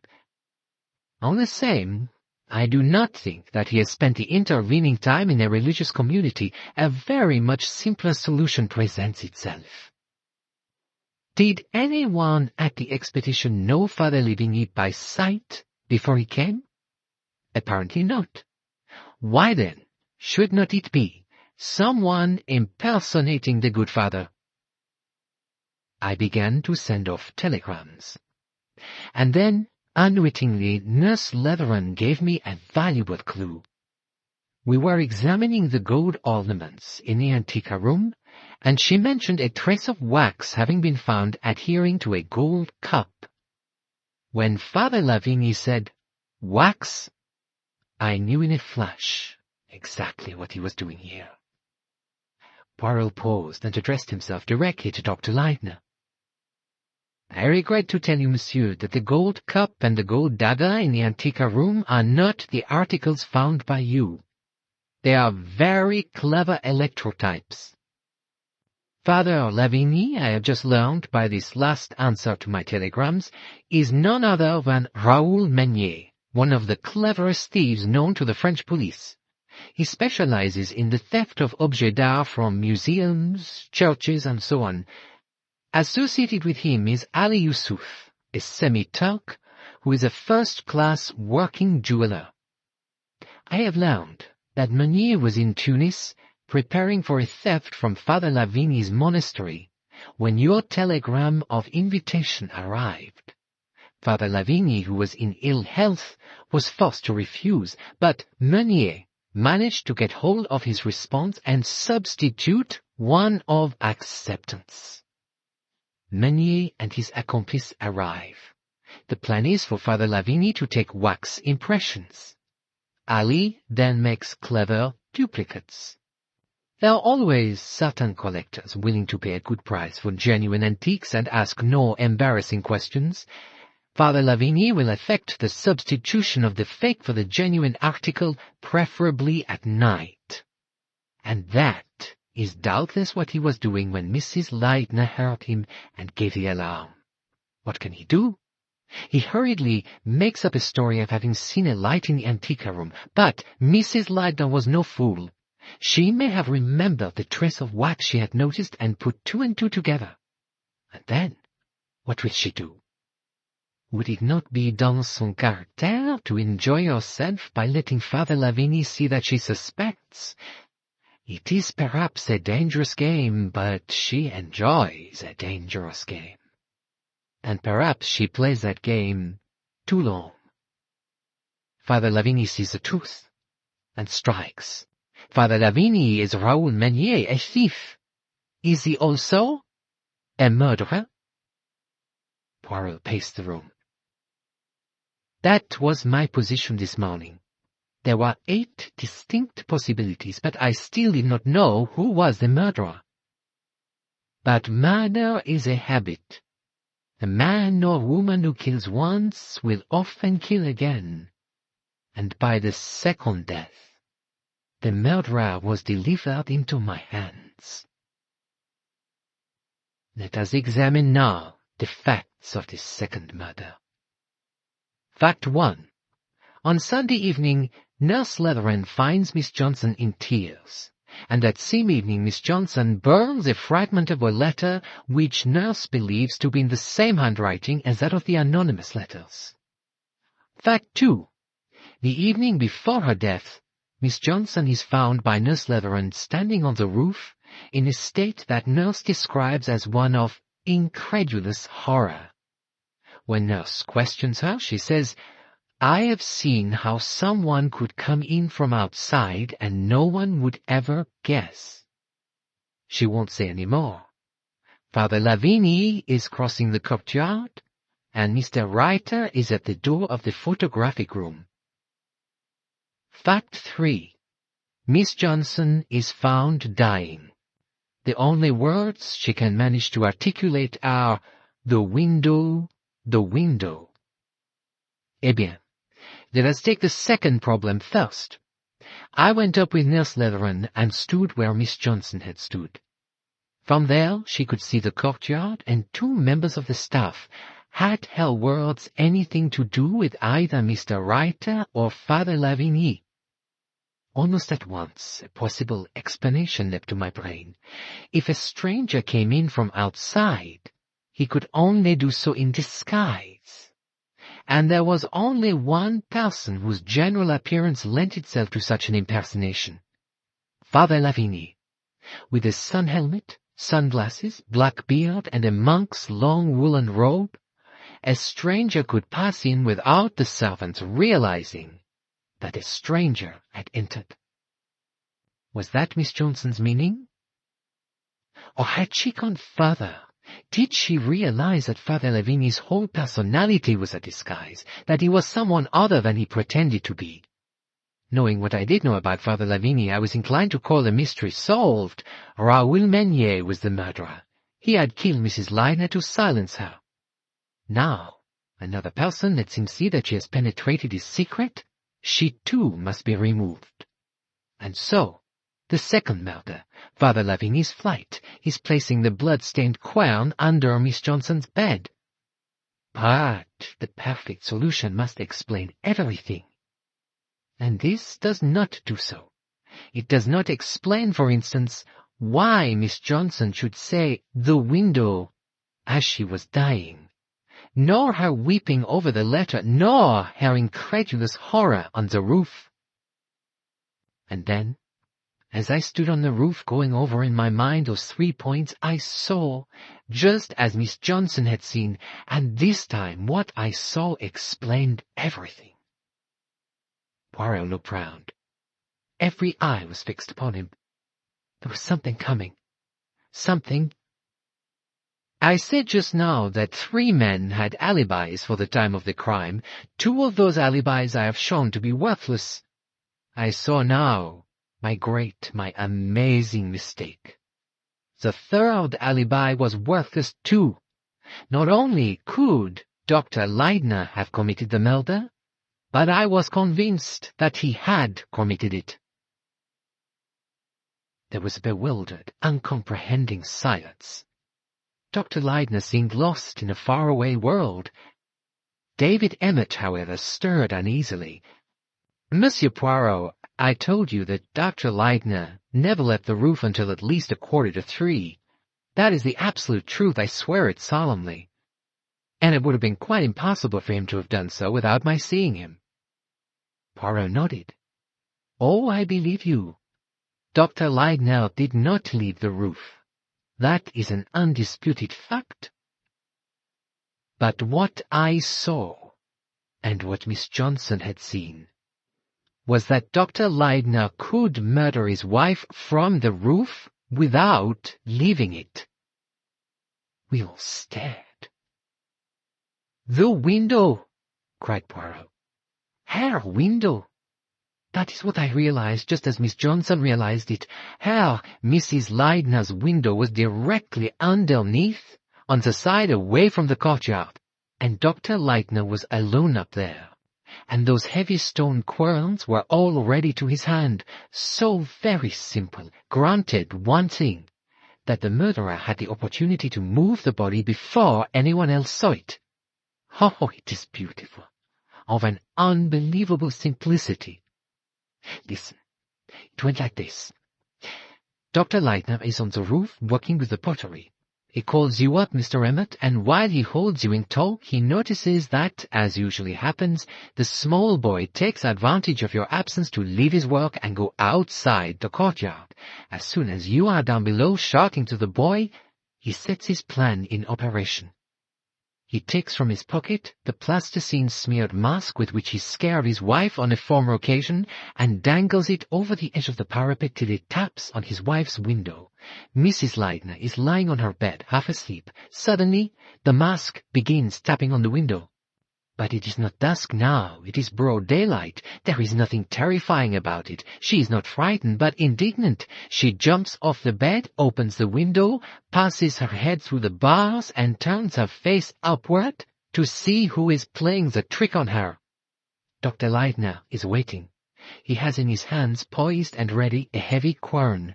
With a faint cry, heard by Miss Johnson, Mrs. Leidner collapses on the rug underneath the window. Now, there is a hole in this quern, and through that Dr. Leidner had previously passed a cord. He has now only to haul in the cord and bring it up. He replaces it neatly, blood-stained side down, amongst the other objects of that kind on the roof. Then he continues his work till he judges the moment has come for the second act. He descends the stairs, speaks to Mr. Emmet and Nurse Leathern, crosses the courtyard, and enters his wife's room. Once inside, he hurries to the window, and having put on a pair of gloves, closes and fastens it. Then he picks up his wife's body and transports it to a position between the bed and the door. Then he notices a slight stain on the window-side rug. He exchanges it with a rug in front of the washstand. If the stain is noticed, it will be connected with the washstand, not the window. Then he comes to the door and acts the part of the overcome husband, and that, I imagine, is not difficult, for he did love his wife. "My good man," cried Dr. Riley impatiently, "if he loved her, why did he kill her? Where's the motive?" "Can't you speak, Leidner? Tell him he's mad." Dr. Leidner neither spoke nor moved. Poirot said, "Did I not tell you all along that this was a crime passionnel? Why did her first husband, Frederick Bosner, threaten to kill her? Because he loved her. And in the end, you see, he made his boast good. Consider. Mrs. Leidner's first marriage, the threatening letters, her second marriage. The letters prevented her marrying any other man, but they did not prevent her marrying Dr. Leidner. How simple that is. If Dr. Leidner is actually Frederick Bosner. The young Frederick Bosner loves his wife Louise with an overpowering passion. She betrays him. He is sentenced to death. He escapes. He is involved in a railway accident, but he manages to emerge with a second personality, that of a young Swedish archaeologist, Eric Leidner, whose body is badly disfigured and who will be conveniently buried as Frederick Bosner.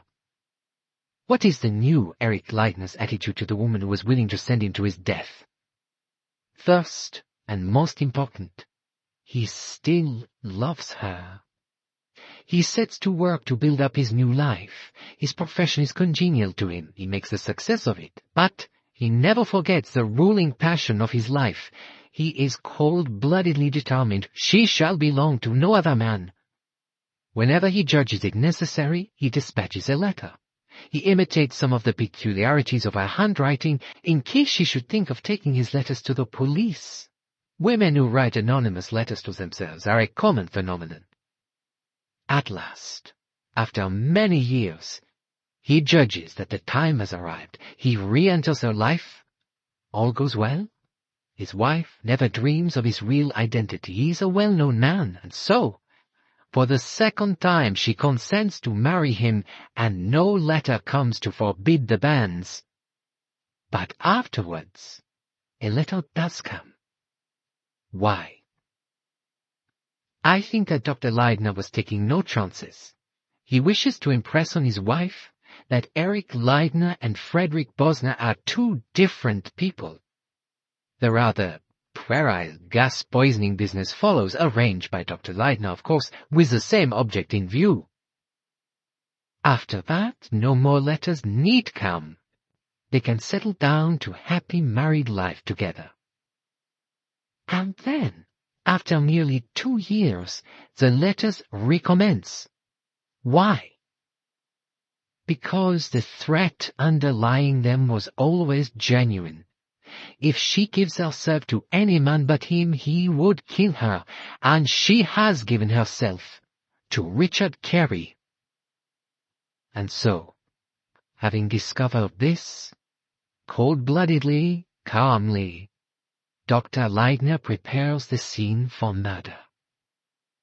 You see now the important part played by Nurse Leidner. It was vital that a reliable professional witness should be able to state incontrovertibly that Mrs. Leidner had been dead for over an hour when her body was found. That is, that she had been killed at a time when everybody could swear her husband was on the roof. Another thing that is explained is the curious state of tension that had come over the expedition this year. It was Dr. Leidner, not Mrs. Leidner, who was responsible for the uneasiness. The kindly, genial Dr. Leidner, outwardly the same, was only playing the part of himself. The real man was an obsessed fanatic, plotting to kill. And now we will pass on to the second murder, that of Miss Johnson. In tidying up Dr. Leidner's papers in the office, she must have come on some unfinished draft of one of the anonymous letters. Dr. Leidner's been deliberately terrorizing his wife. She cannot understand it, but it upsets her badly. It is in this mood that Nurse Letheron discovers her crying. I do not think at that moment that she suspected Dr. Leidner of being the murderer, but my experiments with sounds in Mrs. Leidner's and Father Lavini's rooms are not lost upon her.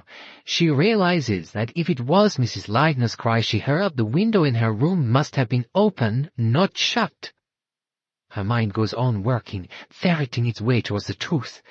Perhaps she makes some reference to the letters which Dr. Leidner understands, and his manner changes. She may see that he is suddenly afraid. And then, one evening as she is on the roof puzzling about it, the truth comes to her. Mrs. Leidner has been killed from up here through the open window.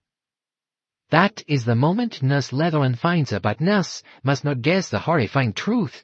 She puts up a quick camouflage and makes a remark suggested by Father Lavini crossing the courtyard.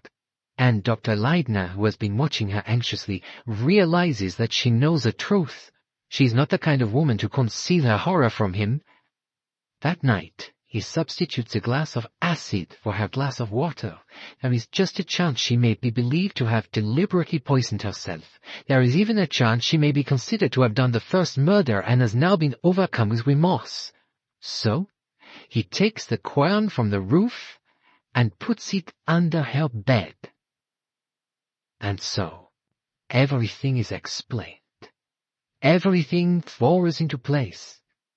But there is no proof. No proof at all. None of us spoke. We were lost in a sea of horror. Yes, and pity too. Dr. Leidner had neither moved nor spoken. He just sat as he'd done all along. A worn, elderly man. At last, he stirred slightly and looked at Poirot with gentle, tired eyes. No, there's no proof. But that doesn't matter. You knew that I wouldn't deny truth. I think, really, I'm rather glad. I loved Louise, and I killed her. If you'd known Louise, you'd have understood.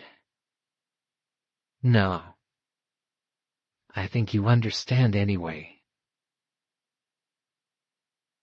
There isn't really any more to say.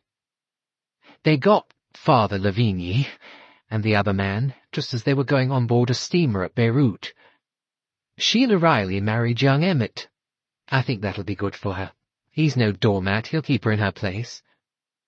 Dr. Riley usually looks me up when he's in England, and as I said, it's he who got me into writing this. Take it or leave it, I said to him.